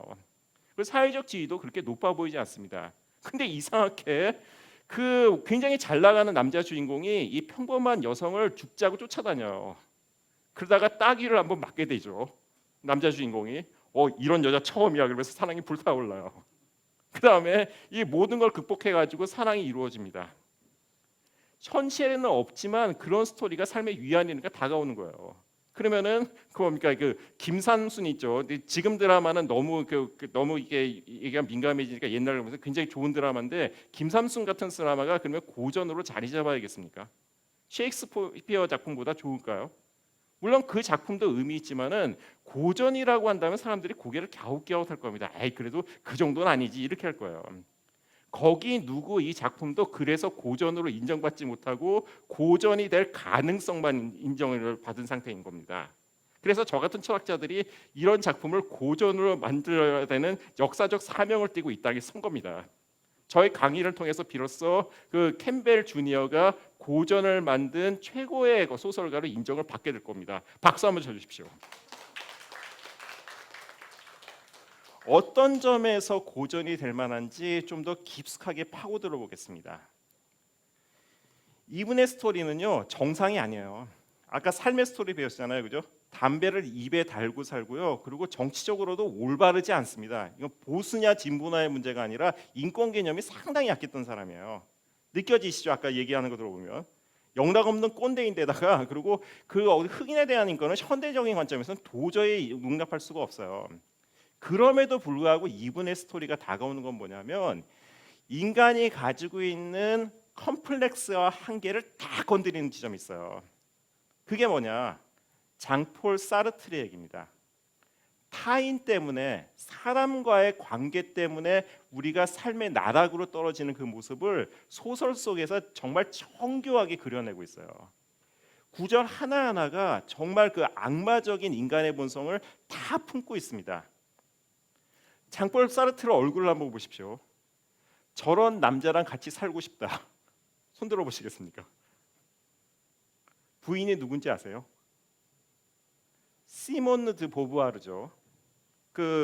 뭡니까 페미니스트고 그리고 역사상 가장 위대한 철학자 중에 한 명으로 꼽히는 그런 분입니다. 물론 장폴 사르트르도 아주 대단한 철학자죠. 근데 제가 어려운 철학 강의를 하는 게 아니라 장폴 사르트르하고 시몬느 보부아르의 관계 자체가 거기 누구를 설명하는 단서를 줘요. 현대인의 관점에서도 이게 60년대의 사랑임에도 불구하고 50년이 흘렀음에도 불구하고 여전히 그 두 사람의 사랑은 기괴해요. 결혼을 했습니까? 안 했습니까? 동거를 했나요? 아닙니다. 계약 결혼을 했습니다. 같이 산 기간도 길지 않아요. 서로 다른 사람들하고 즐기느라고. 사실은 그렇습니다. 그러니까 실제로 그 역사적으로 이게 고증을 해보면 둘이서 같이 지냈던 기간은 길지 않지만 평생 계약 결혼 상태를 유지했어요. 굉장히 엽기적입니다. 읽다 보면은 제가 여기서 구체적인 책을 말씀드리기에는 이 위대한 철학자를 너무 낮춰보는 기 때문에 말씀을 안 드리는데 이 사람들이 계약 결혼을 하면서 스스로의 삶을 그렇게 만든 거는요. 이거는 뭐 그 성적 판타지가 있어서 그런 건 절대 아니에요. 그럴 리가 없죠. 윤리적으로 이상한 사람들이기 때문에 그렇게 관계를 맺은 게 아닙니다. 자신의 철학적인 신조를 실천한 거예요. 생활 속에서. 20살 때 시몬느 보부아르가 20살 때 장폴 사르트르는 당시 프랑스에서는 의무 입대를 해야 되거든요. 의무 입대를 할 때 그 제안을 한 거예요. 20살 꽃다운 처녀한테 내가 결혼할 형편이 안 되니까 우리 계약 결혼을 하자. 당시엔 계약 결혼은 말이 그때도 없었지만 지금도 없습니다. 어떤 계약 조건인 줄 아세요? 첫 번째 조건이 이거예요. 둘 사이에 이 남자가 됐건 여자가 됐건 다른 이성을 만나는 건 자유다. 선언합니다. 그죠? 다른 사람 나의 배우자가 다른 이성을 만난다 그래도 그걸 용인한다는 거예요. 결혼할 때 딱 주례 선생님이 이런 걸 읽으면 받아들이시겠어요? 다른 배우자가 다른 사람을 만나더라도 검은 물이 팥불이 될 때까지 사랑하겠습니까? 이런 뛰쳐나갈 거잖아요. 근데 둘이서 합의를 해요. 기괴하죠. 프랑스 최고의 철학 엘리트들이 그걸 합의를 했다는 거예요. 제가 왜 그런지 조금 더 설명드리겠습니다. 두 번째는 사르트르가 지키지 못했어요. 그런데 보부아르가 받아들였습니다. 경제적으로 서로 독립하고 의지하지 않는다. 독립재산제로. 근데 사르트르가 항상 그 돈을 더 못 벌었기 때문에 그 보부아르한테 실제적으로 많이 의지를 했다 그래요. 세 번째는 뭐냐면 자유롭게 연애를 하는 걸 허용하되 있었던 일을 상대가 요청하면은 다 있는 그대로 솔직하게 얘기를 해야 된다는 거예요. 잔인하지 않아요? 나 어제 당신하고 같이 공부하는 그 사람하고 잤어. 그 얘기를 내가 사랑하는 배우자한테 직접 들었다고 생각해 보세요. 느낌이 어떨지. 저는 이걸 보면서 솔직히 30대 초반에는 제가 사르트르에 대한 글을 쓰면서 이걸 소개하기가 싫었어요. 이걸 소개하면은 이 위대한 철학자의 자유 개념에 대해서 사람들이 얼마나 엽기적으로 생각할까? 그냥 제가 쓴 책에는 이 내용이 나오지 않습니다. 그냥 덮었어요. 사르트르 소개할 때 이 부분을 생략해 버렸습니다. 근데 지금은 제가 당당하게 얘기를 해요. 저 50살입니다. 부인이 절 오해할 일이 없어요. 이제 집사람이 저를 의심하지 않습니다. 전 탈모인이거든요. 배 나온 탈모인이기 때문에 이제 새로운 가능성이 거의 없다고 받아들이기 때문에 집사람이 좀 안심하는 것 같아요. 근데 뭐 괜찮습니다. 근데 제가 왜 이런 말씀을 드리냐면 제가 50이 돼 보니까 사르트르하고 보부아르의 그 계약 내용이 있으나 없으나 한 내용이에요. 결혼할 때 서로에 대한 충실 서약을 안고 가잖아요. 평생 당신만 사랑한다고 얘기하잖아요. 그걸 지킬 거라고 누가 보장하냐고요. 안 그래요? 사람 마음이라는 건 언제든지 움직이는 건데 결혼 조건에 따라서 나만 사랑해야 돼. 그래도 상대가 그걸 지킬지 말할지 우리는 알 수가 없어요. 인간은 자유롭게 선고받았거든요. 자유롭게 선고받았기 때문에 자유롭지 않을 수 있는 게 없어요. 수많은 유혹으로부터 마음이 흔들리잖아요. 공자님은 40을 불혹이라고 했지만 사실은 유혹이잖아요. 흔들리잖아요. 그죠? 이게 그게 마음의 상태인 거예요. 그죠? 그런데 한번 보세요. 결혼이라는 제도로 너 그렇게 생각하면 안 돼. 나만 사랑해야 돼. 그래서 상대가 내 말을 들어서 나를 바라보게 됐습니다. 그래서 좋으세요. 어떻습니까? 나를 진짜 사랑하는 게 아니잖아요. 억지로 이를 악물고 너 참 대단하구나 그러면서 내 옆에 있는 거잖아요. 그런 배우자가 뚱한 표정으로 내 옆에 있으면 그게 좋겠어요? 아니잖아요. 장폴 사르트르는 인간의 자유 상황을 그냥 실현해 준 거예요. 민낯을 보여주는 겁니다. 그 어떤 제도로도 타인을 알 수가 없어요. 어떻게 할 수 있는 방법이 없습니다. 이게 인간의 실존적인 상황인 거예요. 그 가운데서 우리의 인생은 지옥으로 바뀝니다. 일 때문에 직장 힘든 거는 별로 없어요. 대한민국에 몇 개 안 됩니다. 다 뭐 때문에 힘들죠? 사람 때문에 힘들어요. 총만 있으면 어떻게 하고 싶은 생각이 올 때로 매를 불끈불끈한 정도로 힘들지만 그 참고 살아갑니다. 왜일까요? 인간 삶이 원래 그래요. 그렇게 우리가 되어 있는 거예요. 저는 아주 극단적으로 이 연애 상황을 말씀드렸지만 이것만 있는 게 아닙니다. 주변에 한번 사람들을 보세요. 만약에 그 집에 자제분이 계시다면은 자제분이 친절한 얼굴 가지고 엄마 바빠? 지금 뭐해? 내가 좀 도와줄까? 하고 살갑게 다가와요. 그 아이의 진심을 믿을 수 있습니까? 아, 용돈 떨어졌구나. 그러면서 영악한 것 그러면서 의심하잖아요. 직장에서 누가 굉장히 잘해줘요. 그리고 자식이 잘 양로원에 찾아오지 않았는데 불이 났게 찾아옵니다. 아, 개과천선했군. 아니잖아요. 그 의도를 의심하잖아요, 그죠? 탐욕의 그 유혹에 유혹받을 수 있고 어제까지 잘 지냈던 사람이 나를 보는 눈빛이 달라졌다. 아까 그 대사에 나오잖아요. 왜 나를 이런 표정으로 보는 거야? 이런 눈으로 보는 거야. 우리가 일상에서 경험하는 거예요. 뒷담화 막 해요. 나도 하고 상대도 합니다, 그죠? 그런데 이렇게 막 다른 사람들이 모여갖고 다니다가 나랑 친한 사람이 오는데 표정이 어둡고 나를 보는데 실끝실끝 봐요. 나를 왜 그런 눈으로 보는 거야? 다른 욕망에 오염돼서 나하고 다른 세상을 보면서 나를 공격하는 괴물로 바뀔 수 있어요. 그러면서 이제 계속 마음고생을 하다 보면 내 속도 썩어갑니다. 상대에 대해서 막 화를 내고 있는 자기를 보는 거예요. 처참하지 않으세요? 내 인격이 이거밖에 안 됐나? 막 섭섭하다고 막 얘기를 쏟아낸 다음에 시간이 지난 다음에 내가 괴물이군가 아닌가? 내가 그 정신병에 빠진 게 아닌가? 내가 정말 이상한 사람이 된 게 아닌가? 고민하는 거예요. 그 남극기지에서 벌어지는 그 상황이 극단적인 모습이긴 하지만은 사실은 우리 삶의 인간관계에서 벌어지는 그 상황을 고스란히 재현하고 있는 겁니다. 그러면 이 상황에서 탈출하려면 어떻게 해야 되냐? 제가 캠벨 주니어의 가치가 어디 있는지 설명드리겠습니다. 저는 캠벨 주니어를 좋아할까요? 싫어할까요? 거기 누구냐의 이 저자를 좋아할 것 같으세요? 싫어할 것 같으세요? 반면 교사로 삼습니다. 이래서는 안 된다는 모델도 있어야 되는 거예요. 저는 좋다는 의미로 소개하는 게 아니라 나쁘다는 의미로 이게 고전이 될 만해요. 그죠? 세이디즘의 원전이 되는 제가 이게 19세 금인 소설이기 때문에 실제로 우리나라에서 금서입니다. 사드 백작의 그 책을 소개할 수 없는 것처럼 저도 이 책도 소개 못할 정도의 얘기는 아니지만 굉장히 잔인한 얘기라고 생각해요. 그럼에도 불구하고 이 얘기에 담긴 함축적인 의미는 알아야 된다고 생각해요. 남극기지의 지옥에 탈출하려면 우리 삶이 인간관계의 문제에서 해방되려면 어떻게 해야 되냐면요. 판단을 바꿔야 됩니다. 코로나19의 상황하고 바뀌어져 있어요. 연결되어 있는 부분이에요. 이 상황에서 구원을 어디서 찾냐? 발상을 바꿔보십시오. 모성애가 정답입니다. 모든 드라마는 남성성의 갈등을 담고 있어요. 그래야 재밌습니다. 잔인하고 피 튀기고 짜릿해요. 아드레날린이 샘솟습니다. 재밌어요. 모성애는 따뜻하지만 지루합니다. 배고플 때만 엄마 찾아요. 배부르면 친구들하고 놉니다. 이해가 되세요? 이게 모성애인 거예요. 등장인물을 한번 바꿔보세요. 여기 등장하는 37명은 전부 다 남자들입니다. 그것도 극히 강한 남자들이에요.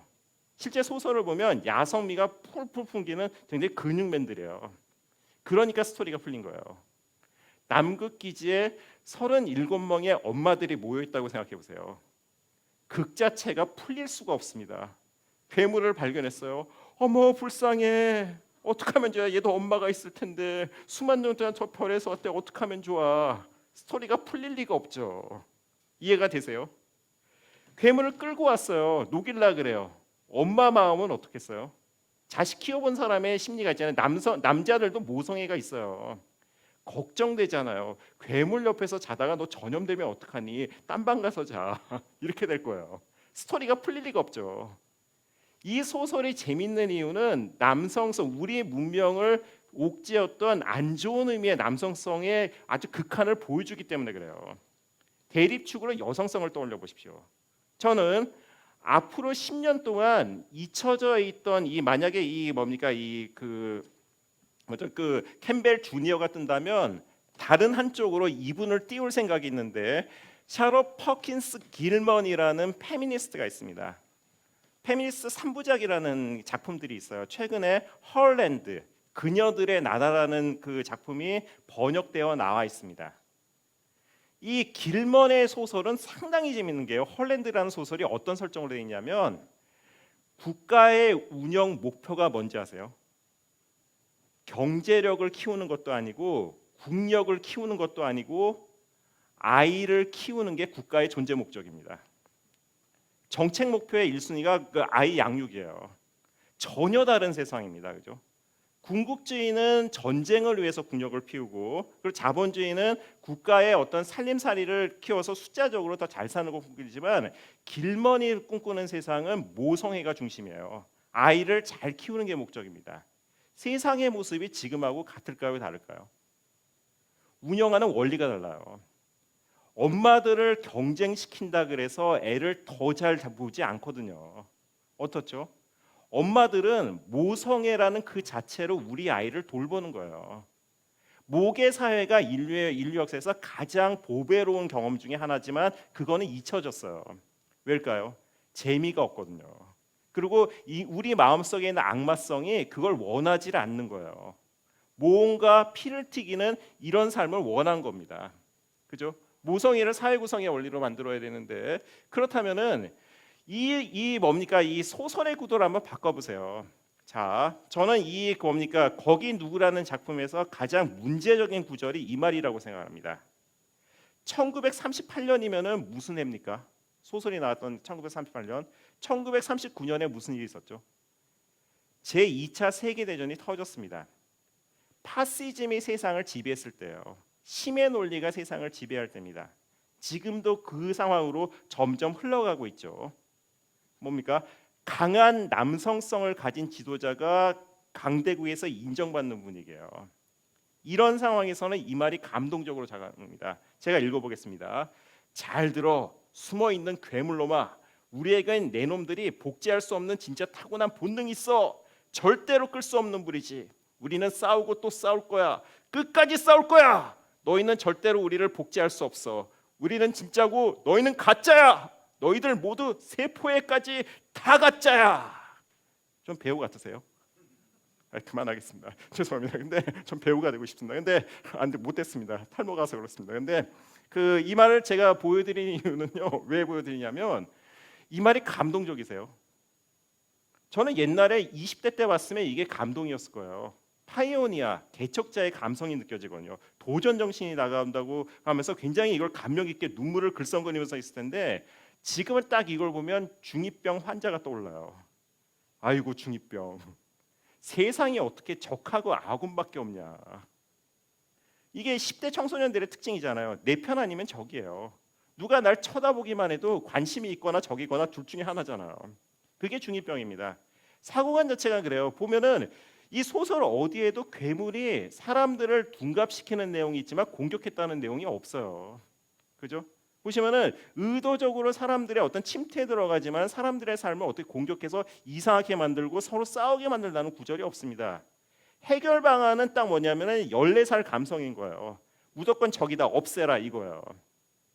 히브리스 네메시스의 저주에서 절대 빠져나올 수가 없습니다. 왜일까요? 저주받은 상태에서 적과 싸워서 적을 없애잖아요. 그러면 적은 가만히 있을까요?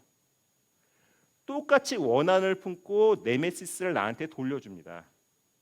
히브리스 네메시스 구조는 불교의 윤회론하고도 쳐내요. 계속해서 업이 돌고 도는 거예요. 그죠? 연기설이죠. 계속 이 업에서 복수에 가는 거예요. 우리의 삶이 그렇습니다. 복수를 통해서 삶이 좋아지는 경우는 없어요. 나를 힘들게 한 사람한테 이에는 이, 눈에는 눈. 그래서 한번 때리는 거는 굉장히 속이 후련할지 모르겠지만 그 다음서부터 발 뻗고 못 잡니다. 아시잖아요, 그죠? 이 분노가 언제 나한테 돌아올지 몰라요. 그렇다면은 이 버전을 21세기 문명은 어떻게 번역을 해야 되냐? 엄마 버전으로 바꿔보겠습니다. 잘 들어 괴물아. 우리에겐 모두 마음속에 엄마가 있지. 우리 안에 있는 엄마의 마음은 절대 사라지지 않아. 우리는 보살피고 또 보살필 거야. 너희는 절대로 우리를 적으로 만들 수 없어. 우리는 인간이야. 우리는 진짜니 너희도 그랬으면 좋겠어. 너희들 모두 세포에까지 다 너희의 길을 찾았으면 좋겠어. 표정이 지금 황당한 표정을 짓고 계세요. 왜일까요? 모성애가 진정한 해결책이라는 건 우린 경험적으로 알아요. 모든 종교의 가르침이 사실 따져보면 모성애입니다. 여기 보면 등장인물 세 분을 다 남성으로 써야 되는데 극중 설정은 남성으로 써야 되는데 한 분을 여성으로 설정을 했어요. 배우를. 왜 그랬을까요? 여성성과 모성애는 다릅니다. 이해가 되세요? 여성으로 가질 수 있는 젠더하고 모성성은 젠더를 뛰어넘는 또 다른 개념이에요. 인류에 대한 사랑, 역사에 대한 사랑, 후손에 대한 사랑, 과거에 대한 사랑이 모두 녹아 있는 게 모성애입니다. 모성애가 있었다면은 이런 상황 자체가 벌어지지가 않고 벌어졌다 그래도 새로운 논리를 펼쳐가지고 새로운 논리로 갈등을 해결할 수 있는 사랑의 논리를 아마 펼쳤을 겁니다. 자 보시죠. 마지막 결론을 읽어드리겠습니다. 타인을 바꾼다고가 아니라 타인을 없앤다고입니다. 타인을 없앤다고, 무너뜨린다고 지옥이 사라지진 않습니다. 타인이 지옥이라면 이를 악물고 사랑해야 됩니다. 구원은 언제나 사랑에 있으니까요. 사르트르의 얘기를 마지막으로 정리드리면 타인은 지옥입니다. 인간 삶의 괴로움의 90%는 타인의 나에 대한 마음을 알 수 없기 때문에 벌어지는 일이에요. 이런 상황에 그러면 우리가 지옥에 빠져 있으니까 영원히 지옥으로 끝나냐? 아니라는 거를 다 아시잖아요. 친구 때문에 내 삶이 괴로울 수 있지만 결국 세상을 살아가는 힘은 친구에서 와요. 엄마하고 그렇게 애들이 싸우면서 엄마를 미워하지만 세상을 살아가는 마지막 힘은 또 엄마한테 옵니다. 삶이 이런 거예요. 그렇다고 한다면 우리가 품어야 되는 건 뭐냐면은 타인이 지옥이 누가 누군지 알 수 없는 이런 상황에서 이걸 헤쳐갈 수 있는 힘은 이를 악물고 상대를 바라보면서 사랑할 수 있는 마음을 품는 것. 시브리스 네메시스의 복수 구조는 인류의 보편적인 DNA이기 때문에 우리가 쉽게 받아들이고 흥미가 끌립니다. 하지만은 모성애는 지향해야 될 목표인 거예요. 우리의 본성이 모성애를 성장기 일부의 혜택으로만 품고 싶어 하지만 이 모성애가 보편적으로 피어난다면은 우리의 미래, 인류의 미래는 지금하고 전혀 다른 길을 갈 겁니다. 거기 누구 이 소설은요. 저는 작품 자체가 아름답기 때문이 아니라 이래서는 안 된다는 인류의 모델을 보여주는 것으로 가치 있다고 생각하고요. 아무쪼록 선한 것을 계속 곱씹으면서 선한 에너지를 받는 것도 중요하지만 잘못된 모습을 계속 파헤치면서 그러지 말아야 된다고 생각하는 것도 굉장히 중요합니다. 인류는 좋은 것을 통해서 발전하는 경우가 없어요.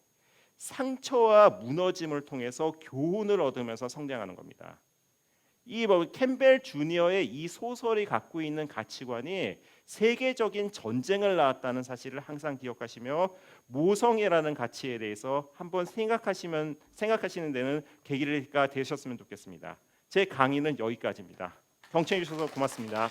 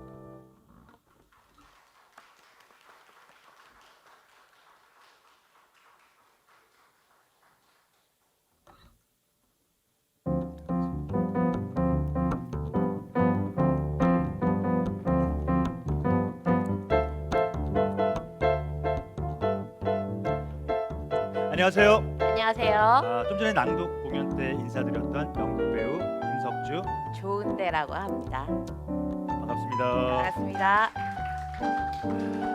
네, 어떻게 공연 좀 재밌게 보셨나요? 감사합니다. 감사합니다. 정말 이렇게 요즘 좀 분위기도 안 좋은데 이렇게 어려운 발걸음 해주셔서 정말 감사드리고요. 지금부터 이제 저희 둘이 진행하는 시간인데 저희가 아무래도 뭐 전문 진행자가 아니니까 조금 미숙하더라도 많은 양해 부탁드리겠습니다. 좀 전에 안강복 선생님 강연 어떠셨나요? 네? 그죠? 너무 좋았죠. 저 사실 뒤에서 잘 안 들려가지고 막 귀를 이만하게 놓고 듣느라고. 네, 어쨌든 저기 뭐 짧은 강연으로 좀 아쉬운 것 같아서 못다한 이야기를 좀 더 나눠볼까 합니다. 괜찮으시겠죠? 네, 그러면은 안강복 선생님을 다시 한번 모시도록 하겠습니다. 여러분 뜨거운 박수로 모셔보겠습니다. 있습니다. 질의응답 시간인데요. 저희가 나름 수준 높고 심도 깊은 질문을 준비했는데 선생님께서 좀 땀을 흘리시는 것 같으니까 잠시 쉬어가는 시간을 가져보도록 네, 하겠습니다. 좀 몸도 풀 겸 긴장도 풀 겸 저희도 좀 긴장을 하고 있어서 자, 게임 하나 간단하게 하고 지나가겠습니다. 바로 오늘의 핵심 키워드 괴물이란 단어로 진행되는 밸런스 게임입니다. 뭐 간단합니다. 그 괴물과 관련된 가상의 상황을 저희가 말씀을 드리면 3초 안에 선생님께서 하나를 선택하시면 되고요. 선택을 무엇을 하시던 간에 저희는 그 이유를 묻지도 않을 것이고 오늘의 답변이 이 한국안이 세계 철학서에 단 한 줄도 남지 않으니 걱정하지 마시고 편하게 답변해 주시기 바라겠습니다. 자, 그러면 준비되셨죠? 여러분들도 좀 주목해 주시고요. 괴물 밸런스 게임. 자, 준비되셨죠, 스님? 예. 시작. 한 편의 SF 영화 하루 종일 봐야 한다면 용가리 대 디워. 하나, 둘, 셋. 용가리. 지구인으로 외계에서 살기, 외계인으로 지구에서 살기. 하나, 둘, 둘, 셋. 셋. 외계인으로 지구에 살기. 내 방에서 함께 살아야 한다면 에얼리언 대 프레데터. 하나, 둘, 셋. 하나, 둘, 셋. 에어리언. 네. 괴물 되고 100억 받기 아니면 평생 월 100 벌면서 근근히 살기. 100억 받아야죠. 오, 오. 하나, 둘. 죄송합니다. 죄송합니다. 네. 외계인에게 잡혀서 괴물이 된다면 온몸에 털 하나 없는 괴물, 온몸이 털로 뒤덮인 괴물. 하나, 둘, 셋. 털로 뒤덮였으면 좋겠습니다. 다시 태어난다면 괴물 닮은 인간, 정우성 닮은 괴물. 둘, 셋. 정우성이면 됐습니다. 괴물이랑 같은 반으로 1년 지내기, 괴물이랑 3일만 같은 방 쓰기. 하나, 둘, 셋. 3일. 3일 방 쓰기. 네. 여러분 박수 한번 주세요. 네, 저기 성실한 답변 정말 감사드립니다. 어떻게 좀 긴장이 풀리셨나요? 예, 풀렸습니다. 자, 그러면 은대 씨. 네, 유튜브로 실시간 관람하시는 분들 질문이나 의견 주시면 저희가 적극적으로 방영할 테니까요. 많이 써주세요. 자, 그럼 첫 번째 질문 한번 가볼까요?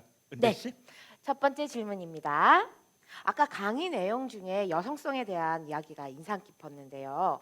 다만 남성성, 여성성이라는 것이 굳이 실제 성, 젠더의 문제일까요?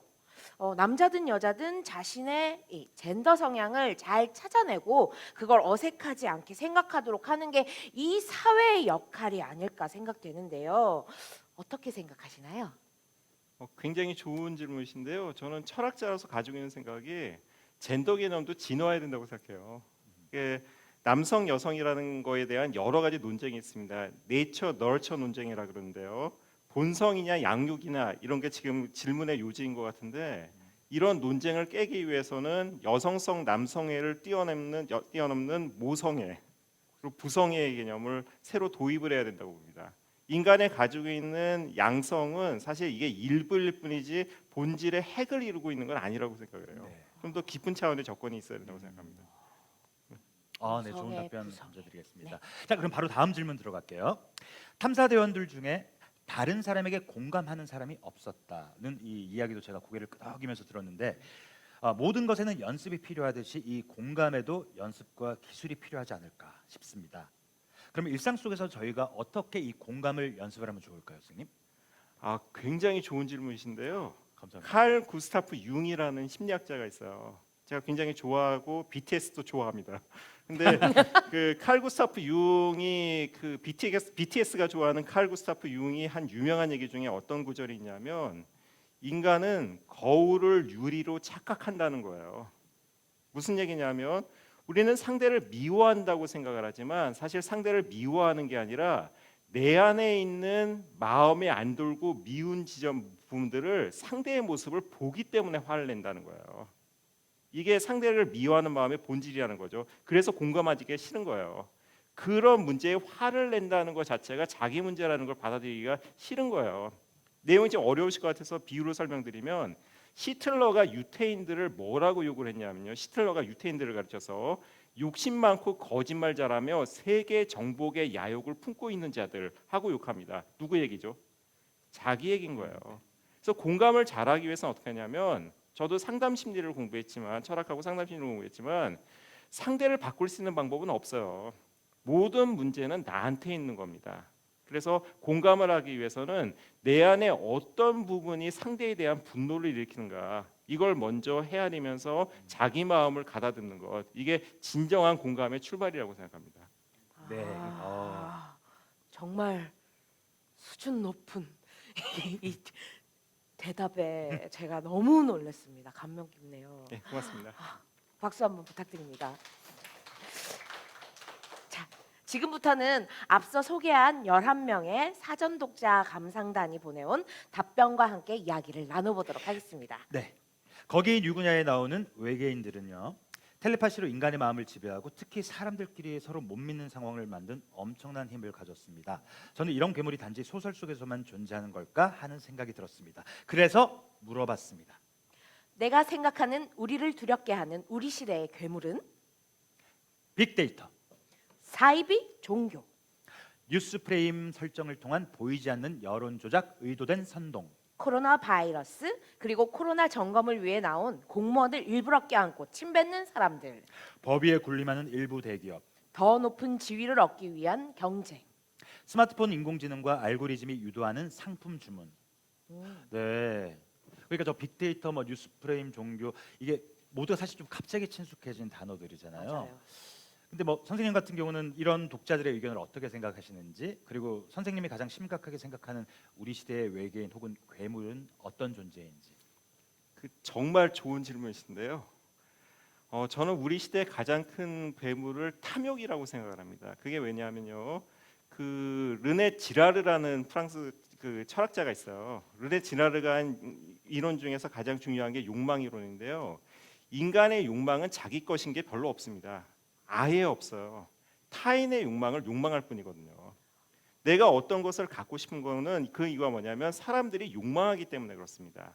그런데 자본주의의 풍요로운 사회에서 우리가 가지고 있는 문제는 뭐냐면 우리가 실제로 가난하기 때문에 불행하는 것도 있지만 이런 경우보다는 남들이 욕망하는 것을 내가 채워줄 수 없기 때문에 불행한 게 더 많아요.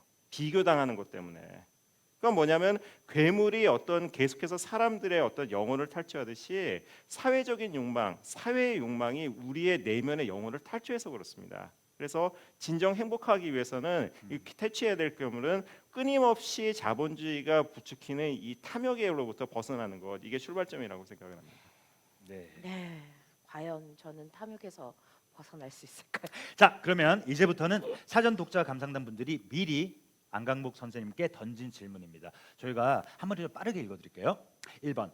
비대면 시대 타인과의 소통이 줄어들고 있는데요. 타인을 잘 이해하기 위해서 우린 어떻게 살아가야 할까요? 또 불필요한 불안을 잠재울 수 있는 방법은? 2번, 거기 누구냐에 등장한 괴물이 정말 이 세계를 손에 넣길 원했을까요? 3번. 코로나19가 사람들의 생활을 많이 바꿀까요? 또 달라진 세상에서 필요한 덕목은 무엇일까요? 4번, 타인이라는 개념은 진정한 타인을 의미하는 것인가요? 아니면 나의 편견과 고정관념으로 인해 생긴 일종의 환상인 건가요? 5번. 제가 아는 그 사람이 아닌 것 같을 때 내가 아는 극히 일부분만으로 그 사람을 판단하기는 어렵다는 생각이 들고 점차 관계 맺기가 두려워집니다. 게다가 코로나 시대입니다. 우리는 어떻게 해야 할까요? 네, 여기서 뭐 하나를 골라서 질문 대답을 해주셔도 되고, 네, 말씀 부탁드리겠습니다. 다들 좋은 질문이시고 훌륭한 질문입니다. 근데 제가 다가오는 건 뭐냐면 이 5개 질문을 관통하는 핵심 키워드가 있어요. 그건 뭐냐면 스토어라는 영국의 정신치료사, 그러니까 정신과 의사가 지금 돌아가시는 분이 한 얘기가 있어요. 고독할 수 있는 능력이 가장 중요한 것 같아요. 코로나 시대에는요, 혼자 있을 수 있는 시간이 참 많습니다. 배려적인 사람, 그리고 관계가 좋은 사람들은 혼자서 자기를 가꿀 수 있는 능력도 뛰어난 사람들이에요. 열등감이 없고 비교에 시달리지 않기 때문에 타인을 있는 그대로 바라보고 그리고 타인의 잘난 점을 인정할 수가 있습니다. 그래서 제가 여기서 답변 드리고 싶은 건 뭐냐면 공통적으로 이 5개의 모든 답을 할 수 있는 답은 뭐냐면 스스로 혼자 있는 시간을 가지면서 자주 철학으로 돌아가 휴식을 취하라는 말씀을 드리고 싶습니다. 제 책의 제목이기도 합니다. 네. 다시 한 번 더 말씀해 주셔도 될 것 같아요. 네. 확실하게. 철학으로 휴식하랍니다. 사계절 아. 출판사입니다. 네. 저는 광고하지 않았습니다. 네, 네. 네, 알겠습니다. 네. 다음은요. 유튜브 라이브에 실시간으로 올라온 질문과 의견도 몇 가지 소개하겠습니다. 자, 네. 유튜브 질문입니다. 사람의 일부를 보고 판단하기 어렵다는 생각에 관계 맺기가 두렵습니다. 어떻게 하면 좋을까요? 정말 멋진 질문인데요. 고등 종교의 가르침을 한번 생각해 보세요. 이게 아까 제가 좋아하는 칼 구스타프 융의 얘기로 한다면은 상대가 중요할 거 하나도 없어요. 나는 내가 할 것만 하면 됩니다. 좋은 사람의 페르소나를 쓰고 최대한 정중하고 담대하게 상대를 대하는 거예요. 그게 내가 할 수 있는 유일한 겁니다. 상대는 내가 어떻게 할 수 없어요. 상대가 사악한 의도를 갖고 있다 할지라도 나는 좋은 사람으로서 내가 해야 될 일을 하는 겁니다. 그러면 상대가 어떻게 할까요? 상대도 나의 행동에 영향을 받을 수밖에 없어요. 항상 웃는 사람 앞에서 인상 쓰기 쉽지 않거든요. 저를 보고 왜 웃는지 3가지로 설명해 보세요 하고 따지는 사람도 없습니다. 그냥 웃어요. 날 보고 친절하게 대하니까. 하루 종일 나를 보고 인상을 쓰고 있는 사람이 있으면 나도 인상을 쓰게 돼요. 그게 공감의 어떤 법칙입니다. 그러니까 뭐냐면은 공자, 예수, 석가모니 모두가 말씀하신 거예요. 타인을 목적으로 대하지 수단으로 대하지 말고 목적으로 대하고 최대한 사랑과 예로 대하라. 웃고 정중하게 대하라고 권해드리고 싶습니다. 잘하실 수 있을 것 같아요. 좋은 말씀 정말 너무 감사합니다. 박수 한번 주세요. 네, 그러면 저희도 이제 시간 관계상 여기까지 이제 마무리를 해야 될 것 같고요. 정말 지금까지 너무나 관객 여러분, 그리고 선생님, 우리 배우분들, 유튜브 또 여러분들. 팬분들, 그다음에 스태프들 다 너무 고생하셨고요. 자, 모두 우리 크게 박수 치면서 마칠까요? 감사합니다.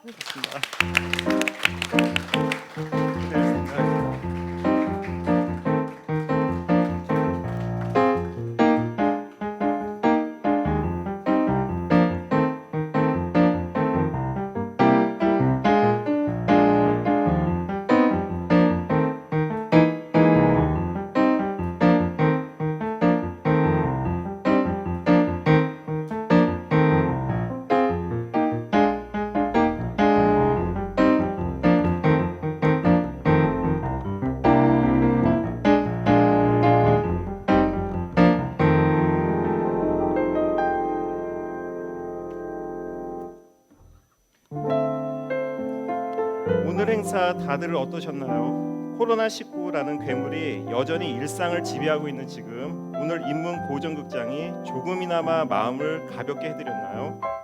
얼마 전 막을 내린 드라마 슬기로운 의사생활에서는 어떤 분이 그러더군요. 이 드라마 속 의사들은 환자 때문에 병원에서 25시간을 살고 수술을 마친 환자의 딸 결혼식도 대신 가고 키다리 아저씨처럼 돈 없는 환자 병원비를 몰래 대신 내준다고요. 예능 프로 삼시세끼는 차승원 배우가 별반 특별하지 않은 재료로 음식을 만들고 나눠 먹는 것이 내용의 전부인데요. 그래도 넉넉히 지켜보는 시청자들이 많다고 하더군요. 따뜻한 사람들이 모여 만드는 판타지이기 때문이겠죠. 근데 이런 판타지는 드라마나 예능 속에서만 존재하는 걸까요?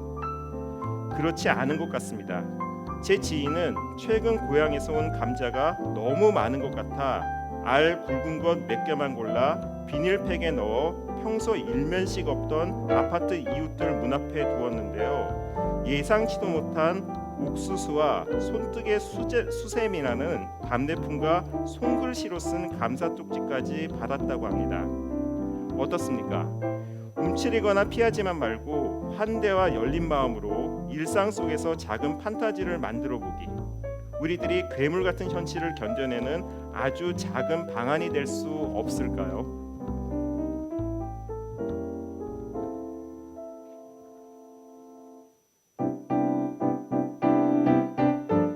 문화체육관광부 한국출판문화산업진흥원 인문 360 사이트에서 준비한 2020 모교 고전 인문극장 첫 번째 순서 이제 마칠 시간입니다.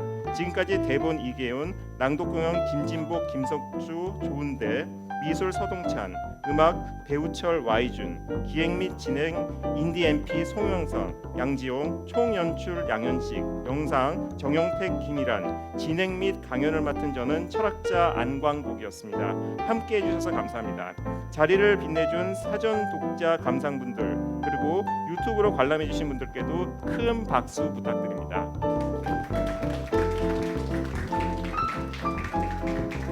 마지막으로 10월 29일 목요일 오후 3시 이곳에서 진행되는 두 번째 모교 인문 고전극장을 안내해드립니다. 김찬호 사회학자와 함께 레이먼드 카퍼의 소설 별것 아닌 것 같지만 도움이 되는을 읽어보는 시간입니다. 사전 독자 감상단 참여, 실시간 관람 방법 안내 등 세부 내용은 인문 360 사이트에서 확인하시면 됩니다. 그리고 아까 안내했던 실시간 관람객 대상 온라인 퀴즈는 오늘 당일 12시까지 마친다고 합니다. 참여 방법은 유튜브 중계 페이지 더 보기란을 확인하시면 됩니다. 많은 참여 부탁드립니다. 여러분 오늘 참여해 주셔서 진심으로 감사드립니다. 고맙습니다.